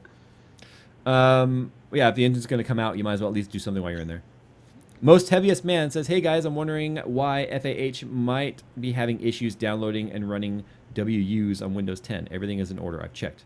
What is he talking about? He's talking about folding at home. Oh, okay. I was like, I don't do folding. I've had the folding at home stuff have problems downloading work units, and it always works itself out in like 24 to 48 hours. But I've had that happen twice now on my laptop, where it literally just says it fails to download work units, and the log gives you like no tangible information, but it works fine everywhere else. I've never had it happen on my main machine though, so that's something I would tweet at Stanford and the folding at home guys and just like ask them if there's a log you can send them, because there's definitely a bug in there somewhere that's causing that. Okay, so I've got a few more here, about 10 more, and then we'll cut off my side hobs. Brooke TV says, hey guys, me and my husband have been watching for quite a while. Do you guys have any thoughts on the new Google phone versus iPhone? We are wanting to save money on our phone bill, and Google is a lot cheaper. Keep up the great videos. I have not personally touched a Pixel. It looks like it's got a... Okay, so I look at Pixel as being kind of like the new Nexus in a way, because Nexus phones for Android was always like the most raw Android experience. It had no bloatware. Yeah. But Nexus was still made by third parties, right? Like Samsung, or was it Asus? But anyway, it wasn't made by Google. Pixel's Google's own manufactured phone, so they've taken control of the manufacturing of it as well. So essentially being the Google version of an iPhone, because it's all made in-house, hardware and software. Now, I think they can capitalize on this because Apple's kind of gone the way of like, we don't give a fuck anymore. We want your money. We're not going to listen to the feedback you want. We're going to give you this phone. We're going to shove you down your throat, and you're going to like it. But if Google was smart, they're going to take this ecosystem that they have created right now, and they're going to just make it refined. If it's refined and it's simple, I might consider just selling my iPhone 7 Plus and using it, because I want a simple phone. Part of the problem with Android for me personally is it can do too much stuff that I don't want it to do. It's gotten so much better though. Like the Note 7, now granted, each Android is a little different, right? Because everybody puts their own touches on it. But Samsung, other than the phone exploding, the Note 7 was an amazing experience. Like literally, I would be using it instead of my iPhone, using both phones side by side for a couple of days. If I could carry it in my pocket without it blowing my leg off, I would absolutely take it over iPhone, even for ease of use. It's that good now. Okay, I hope you have something I can look it up there, because I do. I don't care about widgets. I don't care about any of these live apps. I don't care about any of that shit. I just want basic. I want to touch it. I want to tweet. I want to email. I want to check my bank accounts and stuff. I don't want to have to worry about task manager closing shit because stuff randomly opens in the background. I don't want any of that crap. If you want to play around with it, I have a Virgin Note 7. You just have to make sure you throw it if it starts smoking. Okay. And then I have a OnePlus 3, which is decent, but a lot more of what you were talking about, where it's just the options kind of blow you out of the water. Like it's not intuitive. Right out of the box, cyanogen or whatever. But no, it's so much better than what you remember. Like I was a huge opponent against Android, and now I use it, and I'm like, wow. I was never against Android. It just wasn't what I wanted in a mobile device. It sounds crazy to be like, I'm a power user for PC, but then be like, I don't want a power user phone. But you gotta understand, I'm a weird person. I have a lot of contrasts, and just because I like PC doesn't mean I have to like Android. And that pisses me off that people think only Mac users can like iPhone and only PC users can like Android and vice versa. That pisses me off. That's a stupid hive mentality, and y'all need to stop that shit. I like everything. People always call me a fanboy because I'm like always ragging on AMD, but the truth is I love AMD and I use a lot of their stuff. I just don't particularly like their PC line of stuff, but their console stuff's all amazing. Ruben Villalobos says, Jay, here's 10... I want to say one more thing about the Pixel before we get off of it. Okay. And that is Verizon's new network. I believe it is the only phone right now that runs on that network. And it's supposed to be like one of the most reliable and fast networks in the world. Like on Verizon? Yeah, it's their new network. It's like brand new. It's like the Verizon LTE Advanced Network. This is the only one that works on it right now. And I believe it's one of those networks where they don't charge you bandwidth for doing stuff like streaming YouTube and Netflix and stuff like that. That's all free 100%, full speed all the time. And then they only charge you for the other data. That's look into it. But yeah, no, it actually, I'm looking at it. And then the other big thing, it looks like it has the highest rated camera of any phone in existence, and not just on paper. It's like it was actually like independently rated, and people seem to think that it works amazing in low light, which that's like a big thing for cameras with me. Yeah. So well, the low light on a phone is a big deal because the sensor's so small. Yeah, and they specifically say on here that the sensor is they say 1.55 pixels for shooting in any light. I don't know what that means, but each pixel on the sensor is much larger apparently. Someone in chat said Windows phones are what Jay wants. No. Okay. What's sad about Windows Phone, just really quick, I don't want to go off on a huge tangent, but the Nokia 1520 had the most amazing camera on it ever. Now, granted, the phone was gigantic, right? It was like a field radio that a medic would use during war. But the camera on it was amazing. It was so amazing. In fact, I used that phone for a year. It's just my camera, like my pocket camera. Yeah. And it made me sad that Microsoft basically bought Nokia and just like destroyed it. Oh, sad. So anyway, yeah, if you if the phone's cheaper, then I would check reviews. Some of the big YouTubers like Austin Evans and TLD, they've got these phones, so check them out. Yeah, plus it was built for VR too, which we all know VR. I mean, Jay, you're passionate about VR. I'm passionate about VR, and they actually built the phone with that in mind. It wasn't an afterthought. Yeah. Let's see. Ruben again via Lobos says, "Hey Jay, here's $10 for coffee or beer. Do you have a PO box? I work for Monster Energy and would love to send you some cool swag. Jerry, get your ass in gear and make some damn videos. You have a ton of fans that love you." Hey, if you work at Monster Energy, would you please send me some sugar-free Monster? I do not work at Monster. I don't work at Monster. No, I don't have a PO box. I don't. I should get one. Well, I do. I just don't. Box 279, Duval, Washington 98019. Please send me sugar-free Rockstar. Thank you. No, because we love the white monsters. They're those like the 0-calorie ones. The wife and I love those. Oh my god! I used to drink, and this is so unhealthy, but I used to chug 2 of those before my early videos. Mm-hmm. Jerry, if you go watch my first, like any one of my first say 20 videos, you'll find I'm like hyperactive like you. But that's because I was chugging like a Starbucks and 2 monsters just to get hyped up. Yeah, I used to drink like 8 to 12 cups of coffee a day, and then when I stopped doing that, I was drinking 2 to 3 of the Rock Stars? Red Bull? The sugar-free Rock Stars. Oh, they were. okay. I didn't really particularly like them. They just had them at Microsoft all the time, laying around.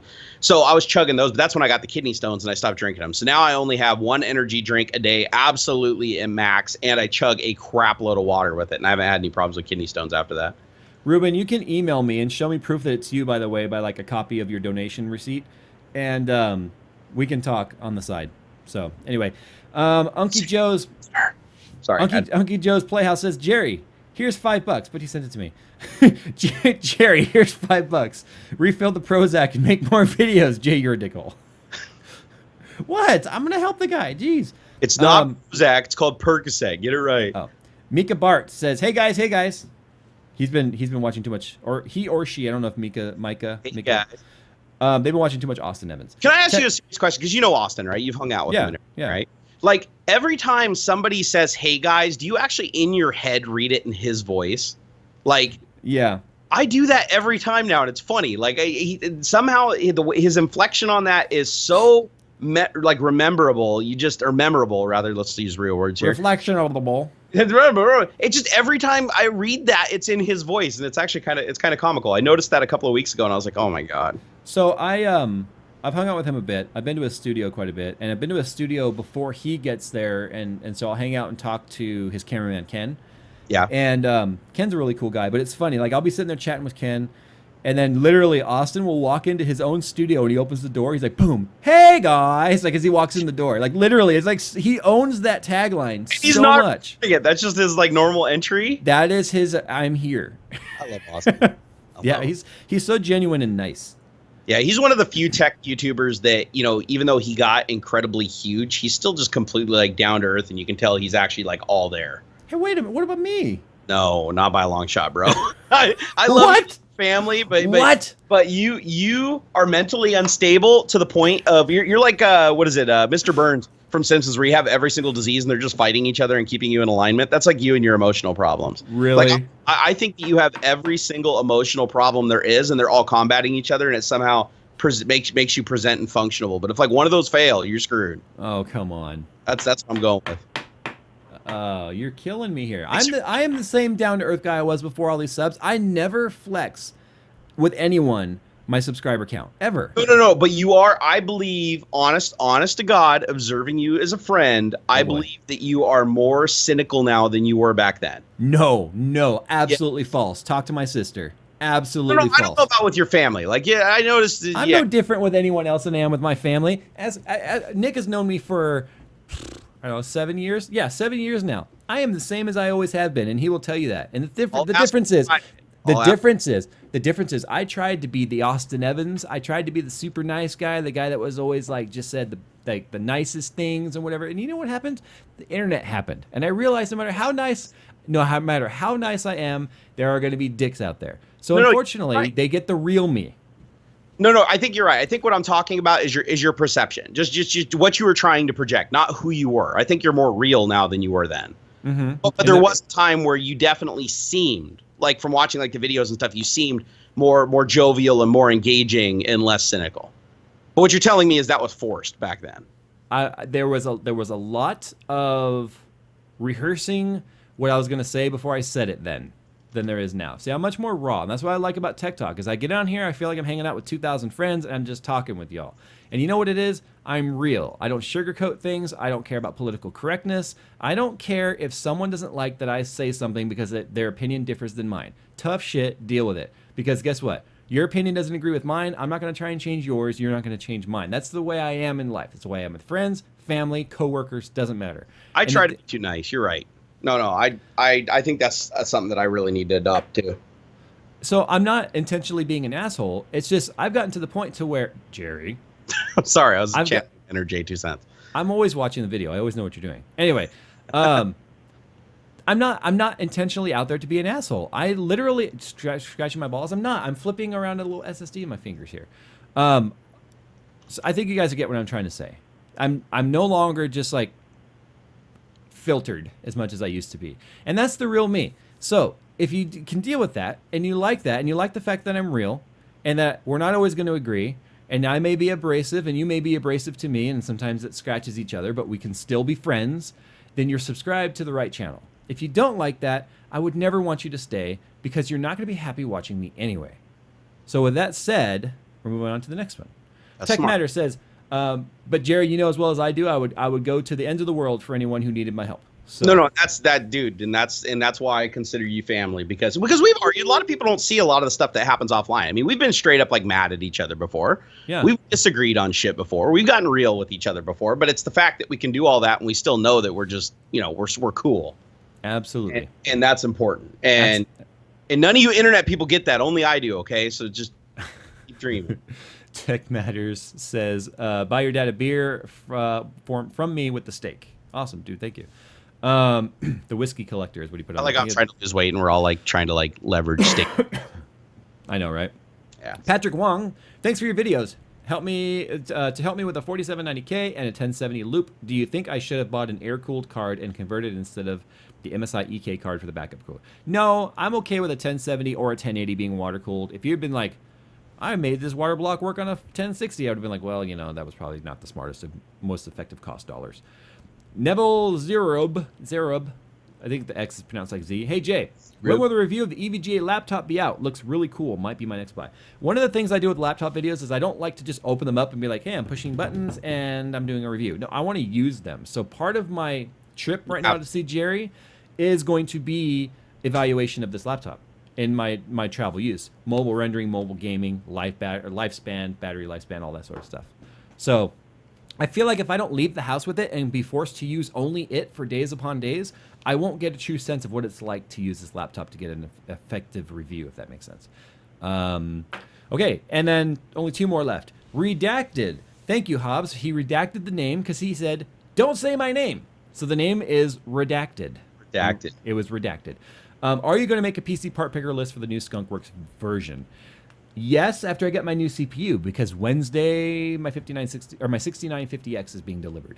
So now, did you say that Intel's actually sending you the Extreme CPU? Yeah, Intel did send that. I did reach out to them and ask them for sponsorship on that. Yes. That's awesome. So yeah, that's a very expensive CPU. Yeah, over $1,000, right? Like closer to 1,700. Yeah, geez. But it's a 10-core, 20 logical threads. So, and then the last one here, the Funny Muffin Gamer says, "Hey Jay, this extra's for Pop's 2 cents. Also Panasonic G7 with a nice Sigma glass or Sony A6300 with a kit lens. Also Jerry, glad you lost 30 pounds. The hardest part is keeping it off. I lost 50 pounds and slowly gained it back over a year. Any tips? I'm planning to try and lose weight again.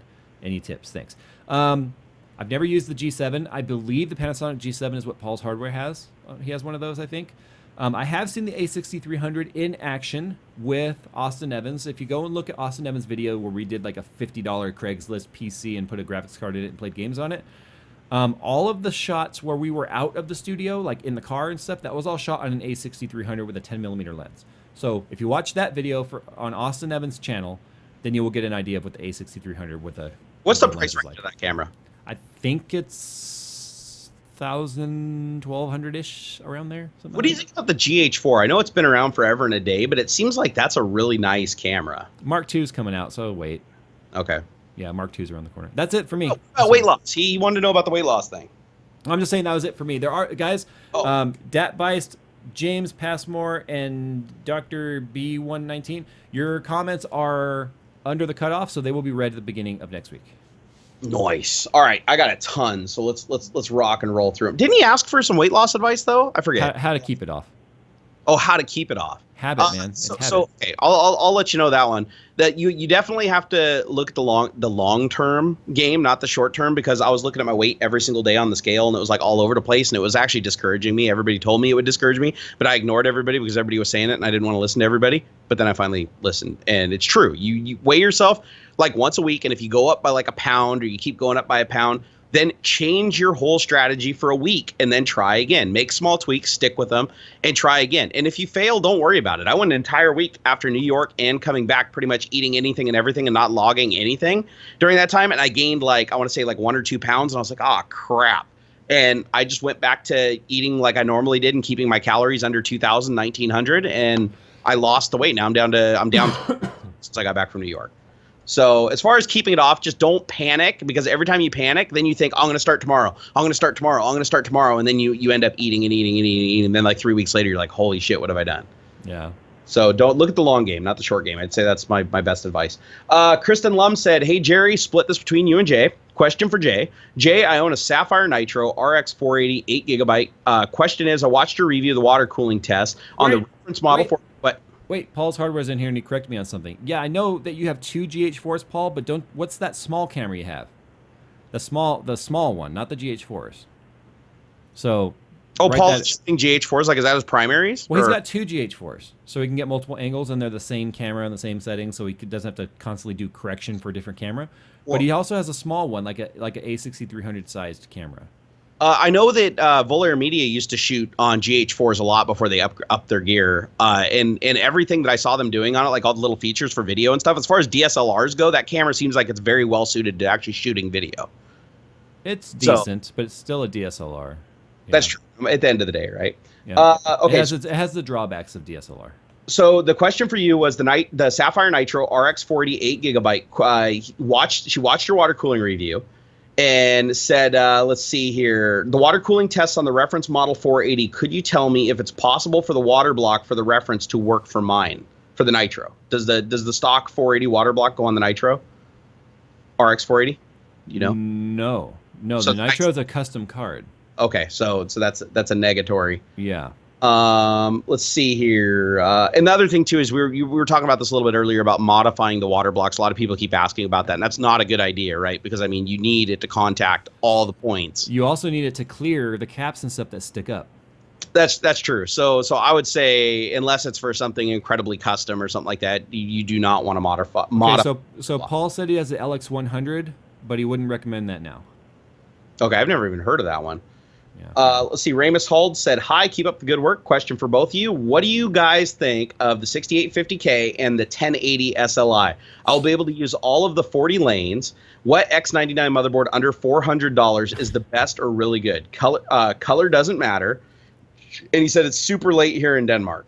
I really can't decide if I like the Ferrari California or the Ferrari 458 Italia. No, but the motherboard question. So like what motherboard would you recommend for a 6850 and 1080 SLI? I'm a huge fan of the simplicity and reliability of EVGA's motherboards now. 5 years ago, I would have never said that. 5 years ago, I'd have been like, oh my God, stay away from EVGA motherboards. They are terrible. Hardware-wise, they're good. BIOS-wise, oh my God. Yeah. MSI, I mean, I've had a bad experience with them. I've had some bad experiences with Gigabyte.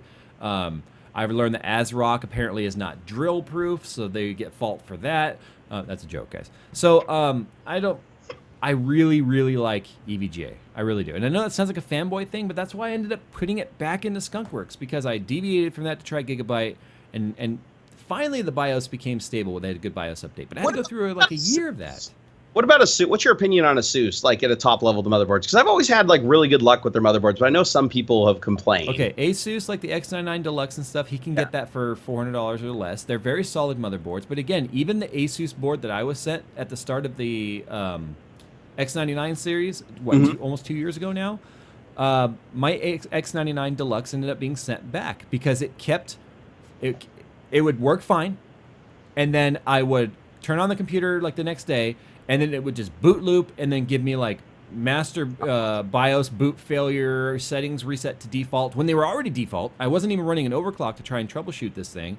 And it got to the point to where it was such a pain in the ass that every time I went to boot the system, I would have to end up going into the BIOS, do a reset to like optimize defaults, and then boot, and then it would go into the operating system every time. And then we did BIOS updates, and I talked back and forth with ASUS, and finally I sent it back to them for evaluation because they were going to tell me what was going on with it. And they never sent me another email. They took the motherboard back, didn't tell me a damn thing that was wrong with it, and that was one of the last times I worked with ASUS. So in a nutshell, you just a bad experience all around for you. See, yeah, and I've reached out to ASUS. Radically different experience, but it's true. I have reached out to ASUS countless times to get them in the rotation of start checking out some of the products and letting you guys know. They refuse to respond. They refuse to respond. Do you get the feeling that they're kind of going the way of the Apple thing, where it's like they're just getting so big that they're just not taking customer service seriously anymore because they're just like, oh, we're the big guy on the block. I do feel that way. Okay. No, I kind of that's the kind of vibe that I'm getting to. Is I see a lot of companies that manufacture amazing products, Apple being one of them. Even though I don't really like the company, they make an amazing product, but then they just get to the point where they get so big and massive that they just stop really caring about quality. They stop caring about customer feedback, and they just get so in their head. They're just like, we know what's best for everybody, and we know what's right and wrong, and then it's just downfall from there. Yeah. No, I've reached out. I reached out to them. I've reached out to them countless times, and so it falls on deaf ears. So EVGA now as far as GPUs, who's your favorite manufacturer? I'm a huge fan again, obviously of EVGA. I do like the Gaming X series from MSI. The problem is I don't like big flashy graphics cards that force color down your throat. So if you're not doing a red build, I wouldn't recommend the MSI. Gigabyte I wouldn't recommend because of the orange if you don't want an orange build. Galax, you can't even get them in the US easily anymore, but they're all white. So every color, or every manufacturer wants to force their color upon you. That's one of the reasons why I like EVGA is they're simple and they're monochromatic. I almost feel like those guys have been freaking listening to me for the last couple of years when I've been complaining about some of this stuff. Everyone else. They'll get too big for their britches eventually and then just stop listening. No, everyone else feels that way too. I mean, Paul had to freaking decolorify his wife's computer because the motherboard had all this nastiness. That's become like a big thing. As a lot of people are like pulling motherboards and masking them and painting them and stuff just because the color schemes are so limited. Yeah. And contrasty. One thing I've noticed too, just from feedback, just sitting back and observing a lot of people talking about problems with hardware that they experience, it seems like MSI has an interesting issue where like their GPUs and stuff, people seem to like really, really like them and they excel, but the motherboards, they're having problems with them. You've been seeing anything like that where manufacturers just excel at one product and completely suck at another? Yeah. Is MSI one of those? Have you been seeing the same type of stuff? Okay, so I've got a MSI. Today's Tech Talk is brought to you by Burn the Bridge of every sponsor. No, I'm just kidding. No, are you kidding? Gigabyte. So I railed on Gigabyte's RX 480. They're G1 Gaming. Yep. And they responded to me via email from that video saying that they are making changes to the card because of the feedback. Mm-hmm. That's how you tell a bad company. A good company will listen to the feedback of the reviewer and all of the reviewers, and then come to a smart business decision based on what the resounding feedback is, the one that keeps repeating itself. As long as the reviewer does it cordially and isn't forcing themselves to be the I hate this and the company has to crawl on hands and knees to make me like them again, right? That's not going to get anything done.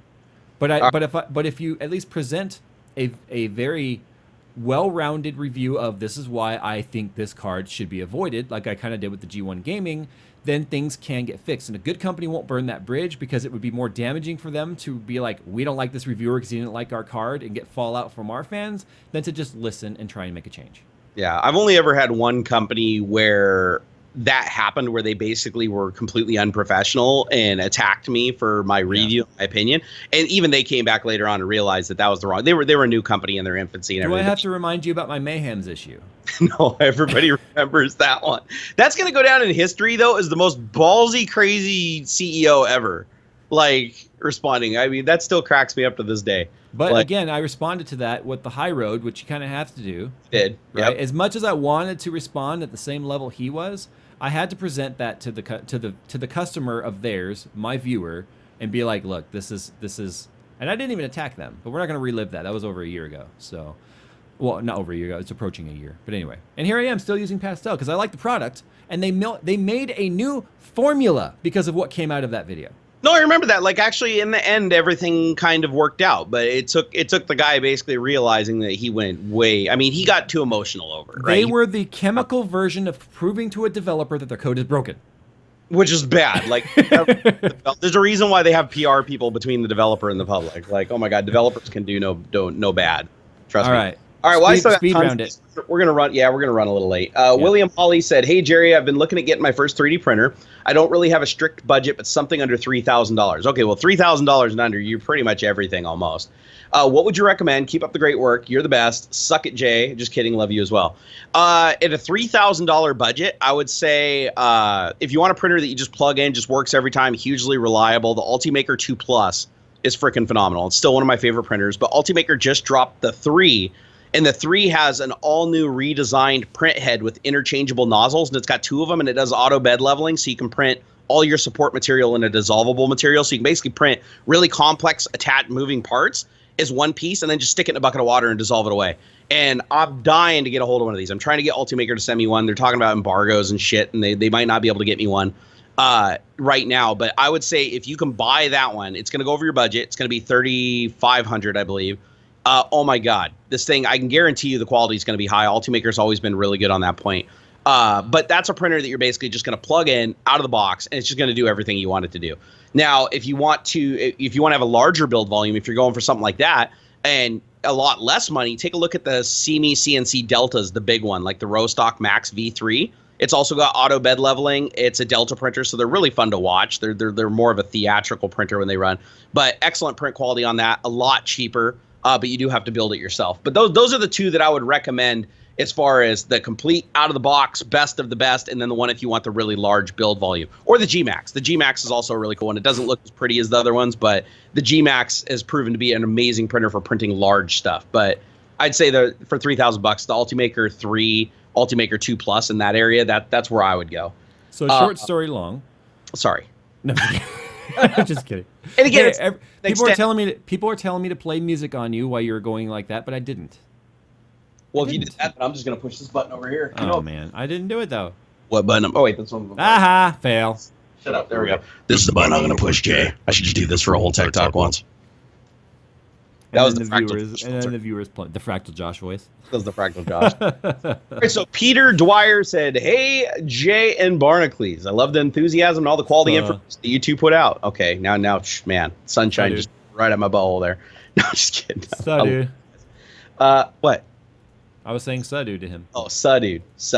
All right, I recently bought a Case Labs S8 case. Wow. Okay, those things are huge. Yep. And we'll be running 2 360 radiators on the top for my upcoming 1080 Ti SLI setup. The Ti still hasn't been announced, right? So, or have they? No. I honestly thought that the press release that we had a meeting on Monday that they announced at 6 a.m. Tuesday about the 1050 and 1050 Ti, I seriously thought that it was going to be about the 1080 Ti. Do you still think there's going to be a 1080 Ti? Because I know for a while I don't know, because they have filled out the entire product line without it. And last time they started at the top, and then the 980 Ti came out before the 950 and all that. So I don't know. I really don't. In fact, the 1050.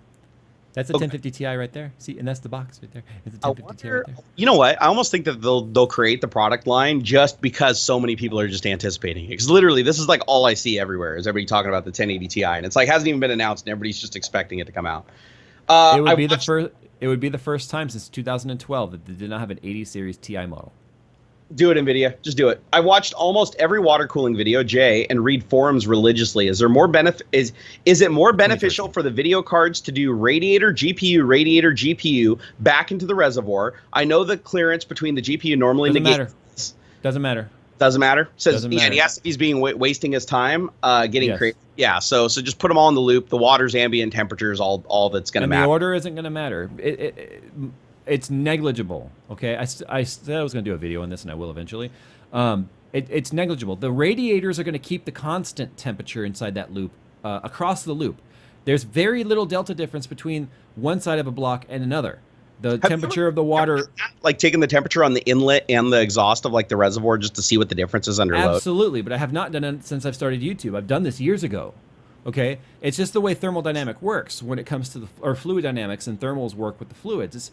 People get caught up on a car, and they think that because water entering a car is super hot, or entering a radiator is super hot, and then much cooler on the exit side of a radiator, they feel that the same thing happens in a radiator in a graphics card. But you're talking about your delta and temperature in a car. Absolutely, off is so quick. Okay, it's cooling down explosions, guys, in a metal, either aluminum or iron engine, which gets hundreds of degrees. You're not getting that in a graphics card, and what you might find is 2, maybe 3 degrees difference in water temperature on the fluid entering a graphics card block versus leaving it. The radiator is going to keep the entire system at whatever average temperature it's going to be. So adding more radiators and putting them in front of or behind of or in between isn't going to change anything. The overall radiator volume is going to change the total volume or temperature of the loop as a whole together throughout the entire loop. It's not a car, guys. It doesn't work that way. Yeah. No, I mean, that makes a lot of sense. It's like the same effect you get between putting something in the refrigerator versus putting it in the freezer. Like how fast the temperature changes because the delta is so different, right? Similar. Okay. So let's see. Michael Larson said, what DDR3 RAM to buy? Come on, dude. DDR3 is like old school. Like, why would you buy DDR3? He must have an AMD. Come on, dude. Anything before Skylake was all DDR3. I know, that's what I'm saying. Isn't DDR4 out now? And like even DDR5's like graphics card stuff, right? It's GDDR. Okay, GDDR. Thank you. But DDR4's out, right? Legit? Of course, yeah. It's been out for almost 2 years. Coconut Monkey says, the only things that changed in all my time of knowing Jay is his weight and his teachings of cars and computers. So my attitude has been consistent, sir. Okay, fine. I'll give it to you because I'll believe him because he would not tell a lie. He can't. He's racist if he does. He's yeah. It's like it would just ruin him. Okay, so said I have 2 4GB G-Skill Trident X2400 MHz CL10 and an i5 4690K dual channel memory. I want 2 8GB 2133 CL9s or 2400 MHz CL10. G-Skill, Corsair, or Ballistics. PS, not Kingston.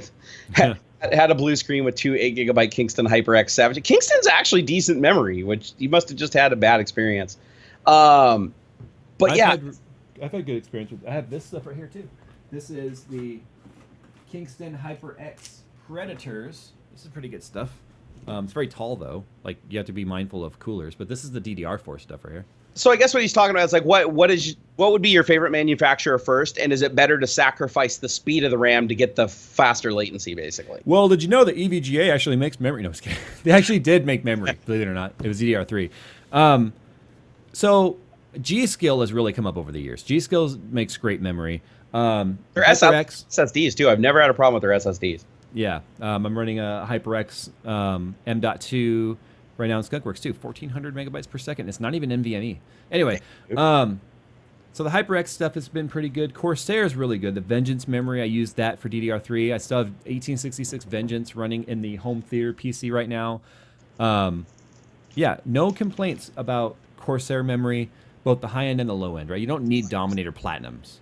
No, I like the Corsair. Now, would you sacrifice the speed of the RAM for a lower latency, or do you think it honestly matters, or is it application dependent? Because he's basically saying, would you rather get 2133 CL9 or 2400 megahertz at CL10? If we're only talking 9 or 10, not like the difference is like 9 and 11 or something, I would just go with the 2400. Just go with the faster. Okay. But that's only going to be if he's going to be running XMP profile. If he's going to be overclocking his CPU and he can't run the memory at max speed or it won't be stable, then go with the lower latency. Ooh, I didn't even think about that. That was a good catch. Yeah. So yeah, no, totally. One last thing. I know we're going so long, so you guys are getting bonus footage today. Yeah. I've got 8 DIMMs, right, of the Platinum Special Edition, 3200 megahertz DIMMs. I'm running them at 2666, not 3200, because I can't get 3200 and my CPU overclock at the same time. Because remember that 3200, anything above the base 2133, which DDR4 is rated at, anything above that is considered an overclock to the RAM. Believe it or not. Can't you diminish the RAM? So you can't uncouple the RAM speed from basically the bus speed and then multiply it? Like you can't drop it down to like 2166 if you wanted to? What? I've been texting with the wife because we're talking about dinner, right? Normally we'd be done right now. And I'm like, do you want to just order pizza, right? Because we're going to be unhealthy, right? But do you want to order pizza? She's like, yeah. I was like, I would do it, but I don't have my wallet. She's like, yes, you do. I look under the door. She like slid it under the door. But anyway, okay, so the RAM thing. 2133 is the base clock for RAM. Anything above that is considered an overclock. So this DIMM right here is a 2800 DIMM, right? Yes, it's a 2800 DIMM of DDR4 Predator. If I run it at 28, I can only get that by running the XMP profile, which is the extreme memory profile, which is an overclock. That's why I can't get the 3200 on here with my CPU overclock. Now I could do XMP profile on the memory to enable the tighter timings and the faster megahertz, the 3.2 gigahertz on the RAM, but then I might only get 3.8 or 4 gigahertz on my CPU, not the full 4.5. So I have found that for me and what I do, it's better to have the faster CPU than the faster RAM. That's why I do that. Now I gotta grab my wallet. Keep going. You do it. So let's see. Eric Toxil said, "Hey, Jerry and Jerry, love the videos. Could either of you recommend a good pair of headphones for $100 to $135? Looking for something with good bass." By the way, best of luck to Jay's dad. Headphones are there is a wide range of headphones. If you want like devastating bass, I can't think of any really good headphones for like devastating bass in the $100 to $135 zone. But as far as like a rounded out pair, I really love like the Sony studio monitors. For the money, they sound absolutely fantastic and they're decently comfortable. The ones I'm wearing right now, the Audio-Technica M50Xs, you can find these for as low as like $100 on sale. They don't have the bass though, do they? They can. It's just it requires EQ. They're pretty flat because they're monitors. Like their response is pretty flat. But if I crank the bass on something, I plug them into something that's got a good EQ that I can override, they can punch. They really can. Yeah, because I find the headphones that produce the best bass that I've tried, like if you're a total bass head, I hate to say it, but the Beats by Dre or the Beats by Apple now, that's the way they're tuned. They're just tuned for bass. The things are just bass monsters. It sounds like you're sitting in a freaking car with subwoofers, and it actually feels like it's damaging your eardrums. But they suck at the rest of the range. They don't sound good and they don't sound natural at all. If you want like the realistic sounding bass, go for, and they're a little bit more money, but look for anything that's like the planar magnetic headphones. They require more power to drive, but the range all the way to the bass through the treble is just much more pronounced. I really love my HE500s. If you can find an old pair of the Hi-Fi Man HE500s, because all the new ones that just came out, you could probably pick up a used pair of those for probably like $250, and they freaking sound awesome.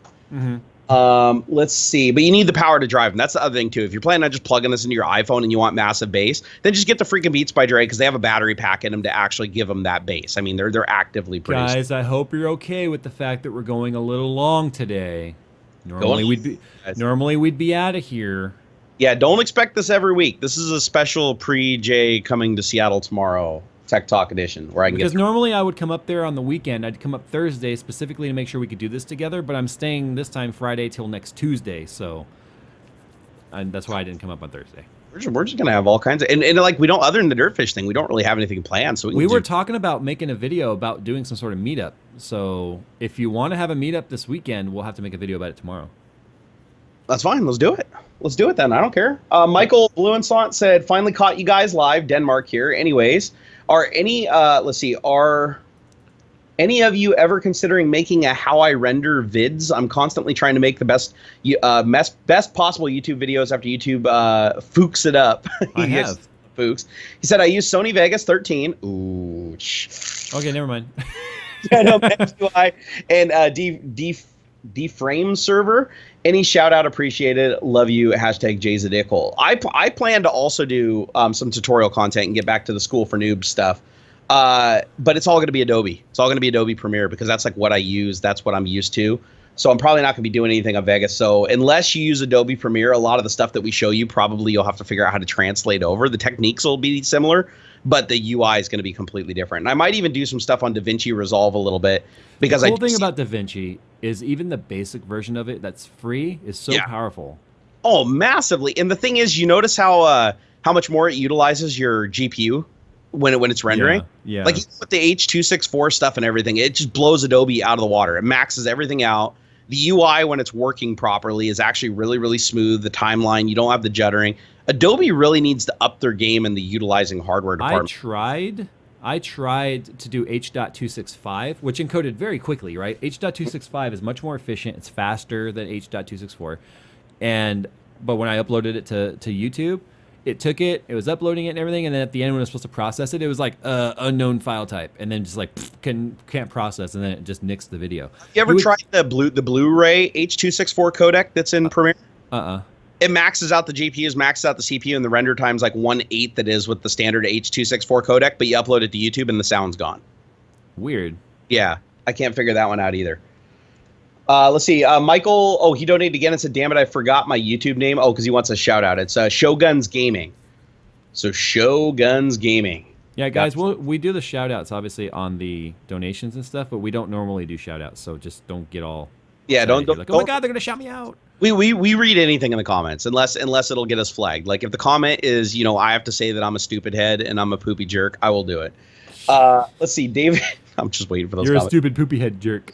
David Meir said, why don't developers encrypt the registry with SHA-256 or 512 algorithm and insert private and public keys so just the programs or part of the programs have access to only its intended portion of the registry? This way malware wouldn't access it. Okay, this is actually a pretty easy question to answer. The reason being is the registry has to be massively fast because everything is accessing the registry and they're holding this stuff in memory. If it had to have an encryption and decryption layer, that's going to massively add to the time of accessing the registry, which some programs do thousands of times, even a second, depending on like what the program's doing. So the registry, in order for it to be fast, can't be encrypted because then every time the OS loaded, everything would have to decrypt it and there'd be literally hundreds of millions of decryptions and it would slow everything down. I got to correct something real quick. Go ahead. In chat. Travis Dawes says Blu-ray. He said Blu-ray key, but he means Blu-ray. Yeah. Blu-ray is 5.1. YouTube is 2.0. I export everything in 5.1. So if we're talking about the actual I forget what that actual setting is called, but if we're talking about the video setting of 5.0, 5.1, whatever, I do 5.1 on all my 4K stuff, and YouTube has no problems with it. Oh wow, so, yeah, I do everything stereo, but even with the Blu-ray codec, yeah, even with the 5.1 though, doesn't YouTube support that? No, I'm talking about the video. Wait, 5.1 video? Yeah, it's geez, I need to open up Premiere real quick and hope it doesn't crash while we're doing the stream here. I need to look at the encoder options on here. It's a depth thing. Oh, okay, yeah. The render level or whatever. Yeah. 5. Okay, yeah, where it's like on the H.264, I think there's like 1 through 4 or something. If he's talking about audio, which is something completely different, then I'll digress. But yeah. Okay. So I just used 5.1 and I immediately jumped to the conclusion that he's talking about audio. And I did specifically say that the audio is gone when I upload it to YouTube. That's why I think that context-wise he was talking about the audio channels. Yeah, so that setting... Technoscope said, yeah, YouTube supports 5.1. I thought it did, because that would make no sense for them to support like 4K 60 and 8K and not support something as simple as 5.1 surround. Yeah, that setting I'm talking about for 5.1 is the video level. Yeah, and also, you know what? I haven't tried to upload in over a year, and I know YouTube has changed a lot of stuff. Like, you notice how fast transcoding is now? Yeah. No. Full, oh, wait, what? The last couple times I put up videos, it's taken at least 2 hours. Oh, really? Yeah, see, I haven't uploaded a video in like 2 weeks, but the last 3 I uploaded instantly processed at 1080p within a minute. Like, it was just instant. Well, I'm talking about 4K. Oh, okay. Yeah, I didn't do that. Jordan Long said, "Hey Jerry, love your channel. I'm homesick and with an inner ear infection, so I'm actually able to watch live for once. The doctor decided that dizzy spells in a machine shop might not be the best thing in the world. Yeah, that's how shop teachers lose their fingers, by the way. Keep kicking ass and losing weight. You've inspired me to get my under control. I'm down 20 pounds so far. It's amazing how many people have sent me messages of losing similar weight to I have, just doing the simple thing of just counting the calories and saying I had 1900, except for the nutritionists that message me and say that I shouldn't be giving advice to anybody, and that if they don't do it a very, very specific way, they're stupid and you're going to do more damage to them than just staying overweight and miserable. Yeah, that's somebody who just wants the money from being a I hate those people. I absolutely just hate those people. It's like there's more than one way to skin a cat, and it's better to do something that's bad that leads to something good than to never do anything and just end up in the bad. Like bad thing. Bad example. Murder. Terrible. Bad idea. Murdering Hitler. Good idea. Fantastic idea. Probably not even going to spend a night in jail, if I'm honest. Let's see here. Jean-Sebastian Roy donated. Didn't leave a question. Let's see here. Jet Class said, "Here's 5 because I gave to Jay 2 weeks ago, or 2 weeks in a row. P.S. Lies. But now I finally OC'd my CPU thanks to him. So you've overclocked another CPU and raised global warning, and now Man Bear Pig is going to kill you." He's redeemed. Alexander Reyes said, "Oh, damn it. Don't say his name." Yeah, and it's in caps at the beginning. I'm sorry. That's my bad. AR. We'll just call him AR. George R. Martin. Are you 15 years old? Okay, we'll call him AR 15. Anyways, here's $5 to get a Mojo transplant. Thank you so much. I need a Mojo transplant. I'm sorry for doing your name there. Also, tell Jay he sucks for forgetting he told us we sucked for not following him on Twitter. Fuck Twitter too, and let's throw in Facebook too. Everyone on watching is awesome, but Jay, Twitter, and Facebook suck. No, they don't, because you can talk to me up there. Except for right now, you just talked to me through Jerry vicariously one time. You actually talked through me to Jay. That was the best way to talk to Jay. Again, sorry about reading your names. Luckily, there's like 10,000 of your names in the world, so we're good. Let's see. Carl. You know why Twitter sucks? Because he's not on it. If he was on Twitter, it would be infinitely a better place to be. That's true. That's true. The only way that social networks get better is if you get on there and outnumber the troll. I can be nice. I can be nice when people are dicks to me. I'm just kidding. You're a sweetheart, Jay. Motherfucker. Bad words and things, insults, asterisks. Carl Burr said, "I have an i5 2500K overclocked to 4.3 gigahertz, 1.35 volts." Okay, so he's cooking that bad boy. And an X. I thought you said 1.35 is pretty hot. Oh, actually, no. I was thinking 1.4. That's my 1.35 is my max 24/7 I would run. Okay, so yeah, he's obviously been listening to you then. Yes, he has. Fury X overclocked to 1125 megahertz and memory to 545. When should I start looking for a CPU upgrade? Will Sandy Bridge still be relevant for another generation or two? It's funny you mentioned that, because the system that's downstairs in the garage that I did the cleaning of, that you guys saw, yep, quarter million views on that in a couple days. What the hell, you guys? Anyway, shut up. No, it's just like the videos like I don't think are going to do well and it just never seems. If I'm filming a video, I'm like, oh man, I don't think this is going to do well. I get excited. I'm like, yes, it's going to do well, because I don't think it's going to do well, right? It's weird. True. It's absolutely true. The stuff you think's never going to go anywhere is stuff that goes everywhere. That is an i7 2700K. Now, although it's a 2700, and what do you say his is 26 or 2500? Okay, that's an i5. You're going to start seeing your age probably more so now than the 2700K is, because he's overclocked to 4.6 and he's got hyperthreading, obviously. But even though I gave him a GTX 1080, he's still in Legion he has a hard time even maintaining 60 FPS in some of the areas of the new Legion world and World of Warcraft, because it's CPU bound. So the instruction speed of the 2500K is definitely going to start becoming noticeable on games that are more CPU intensive. But if you're playing games that are very GPU centric, like Battlefield and shooters and stuff like that, then you should still be fine for a while. But it really depends on what you play. Nice. Let's see here. Andrew Gonsalves said, "Hey, Jerry, my wife donated to Jay, so I feel I have to give you some love." I like this. Now the couples are tag teaming. Yeah. But I do have a question. Much like you, I've lost a lot of people to cancer, so I'm loving the folding at home. I have several old PCs and would love to upgrade some of them to be able to fold decently so that I can get my desktop back. Do you know anywhere to get cheap parts to upgrade them with? I don't have much money to put into it, and I just want to help out as much as I can. As far as getting like cheap parts for like your older PCs and stuff around your house, I mean, eBay honestly. Stuff like Craigslist. Those are going to be the things where you find like the cheapest, like old used parts for this stuff. If you're not looking for new stuff, you're looking for new stuff, just hit up like Newegg or Amazon.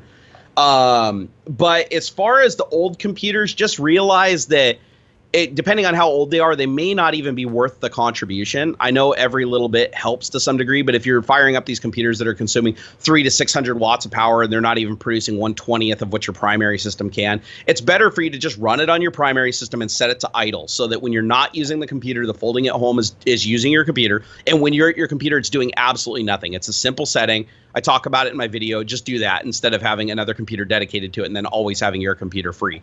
And trust me, you will notice I run it 24/7. And I'm still the 5th place, highest, fastest member on my team, which is like the 42nd ranked team in the world. Just having my main computer do it during its idle time. How much does it actually utilize the CPU? Oh, math. It's 100%. 100% on your GPUs and your CPU. Oh, okay. Has there ever been any sort of testing on degradation over time by running them pegged all the time? No, I don't think officially, no. I don't think it would actually degrade it at all. I don't think it would either. I mean, if you're overclocking and you're sitting right at the edge of everything on heat and voltage, then I could probably see it, running your stuff to an earlier grave than normal. But if everything's within spec, I mean, CPU manufacturers and GPU manufacturers run the stuff nonstop. They stress test. I mean, even at Microsoft, the HCL lab that I worked in, we did stress testing, which was just literally running stuff for like 30 days at 100% to see if it would survive. Because that's a real world scenario. People do run software sometimes, whether it be like rendering or streaming Netflix or stuff like that, where, if your computer's kind of low end, you're going to be running it 100% on everything. So I think everything is pretty much designed to run at 100%. It's not like speakers in a car where you have RMS, which is what they're like, rated for continuously, and then the wattage that they can handle for a little bit. Yeah, peak and RMS are such different numbers, obviously. Yeah, I learned that the hard way. I actually ran an amp that ran my speakers at peak. Like their peak setting, the amp was for the peak, not for the RMS. And in a week, I blew out the voice coils in both my speakers. Yeah. Let's see. Okay, so I think I got one. Oh no, I got 3 more. Okay, so Ruben Villalobos, I recognize him. Jerry, I'm not forgetting about you. Here's $10. Hope you feel better. Email me your PO box and shirt size. I'll hook you up. Jay, I'll email you when I get home. All right, that's getting favorited. I will email you because that's the monster guy, and I need some monster. Let's see. I hope we can get us some actual monsters too, and not just the shirts. Yeah, I know that sounds like needy entitled, but that's a big hookup. Yeah, like caffeine, dude. If you're basically a drug dealer at that point, wouldn't you say that? You are a drug dealer if you send us caffeinated beverages. Hunter of Villeneuve said, "Should I buy a $1,500 PC or a vehicle?" What? Okay, should you buy a vehicle or should you buy a PC? Okay, well, if you need to get places, I'm going to say the vehicle. I think that's probably a no-brainer. But if you're just staying at home and you don't have to work and you're just one of the lucky ones and somehow you don't have anywhere you need to be, get the PC. Oh, hey, guess what? What? The monster guy already emailed me, and he's local. No way. Yeah. Wait, he's local. He actually was like, apparently he went to Micro Center the day after me, and but anyway, yeah, he's local, so I'll just pick it up. Go get your pallet. Is the Durango out of the shop yet? So you can pop the back on that sucker and load it. Oh yeah, the exhaust is all fixed on the Durango. Nice. I need a shirt, and I need a case of the white monster, please. The white monster. I would love some white monster in me. You know what I'm saying, Jay? Whoa. That's tomorrow's live. Coming up to see me tomorrow, boy. We're going to get some monster tomorrow. Okay, let's see. Oystein Borger said, "This is the highlight." Okay, this is my highlight of the week. Whilst trying to get over this worthless man flu, Jay, wish your pop a good recovery. Wish I was able to donate to you too, but make sure Jay buys you a Starbucks. Okay. Don't worry. Jay's going to get pampered while he's up here. Let's see. Jerry, better step up your folding game. I'm gunning for you. Slowly creeping up on you. Regards, number 6. Whoa, a.k.a. Big Cheese. Hashtag Pecker Pal. So this guy's climbing the ranks. Good. And if he's at 6th, that means he's probably going to overtake me unless I bring some more computers online. I just brought the laptop back online. So the laptop behind me is folding. This is folding. I'm going to start my HTPC in my room on folding. I wasn't doing it because of heat problems in the room with the projector. But now that I've got the AC in there and we're not in the midst of summer anymore, I should be able to fire that up and have that going. I need more computers, dude. You know what I need to do is just tell everybody to run and put my name in. Because if they put my name in, that's messed up. And then I just go to first place and I wouldn't have to do anything. But that would be a dickhole move, and I'm not going to do it. All right, that's why I like it. That concludes all my donations. All right. So all right, bye everybody. I'm turning off the stream now. No, just kidding. I mean, we're almost close to 7. We might as well just make it around 2-hour show and go to 7. No, we already made it 2 hours. Remember, we started 5 minutes early. Oh, we did actually. You're right. This is a 2-hour stream. I know. It wasn't that bad. No. I mean, I haven't even started packing yet, but. I know you haven't even packed yet. I still just got crap laying around the house, and your bathroom up here isn't ready, and I'm sure Xander's room's not ready. No, I'm obviously gonna pack. I'm gonna bring some clothes, but I need to buy some new clothes. So I'm thinking maybe you and I like go to Kohl's or something. Let's do it. I need to get some clothes. Yeah, no, actually, to be honest, since I've lost the 30 pounds, like I can actually fit in jeans and stuff again. I don't really have any jeans that are not all like ripped up and destroyed. So. And all your pajama pants are falling off. Yeah. Do you want to go man shopping with me, Jay? Ooh, yeah. We should follow each other to the bathroom too. Let's do it. Let's go man shop and follow each other to the bathroom and do all the things that the lady folk do. All right, I'm rolling that outro. All right, roll it. Dun, dun, dun. Watch it. I don't know words. So bad. I hope that you enjoyed the show. Why do people watch us? Thank you for all the support and this. showing up to drive rally cars on the 20th. This is like someone broke into PBS. I'm telling you, this is terrible. Just a little bit. This is terrible. Love you all. Okay, all right. I'm turning it off. Small. Okay. Oh, by the way, guys, yeah, if you donated after the cutoff, like I said, they're gonna be read next week. Next week. Give me monster. Titled.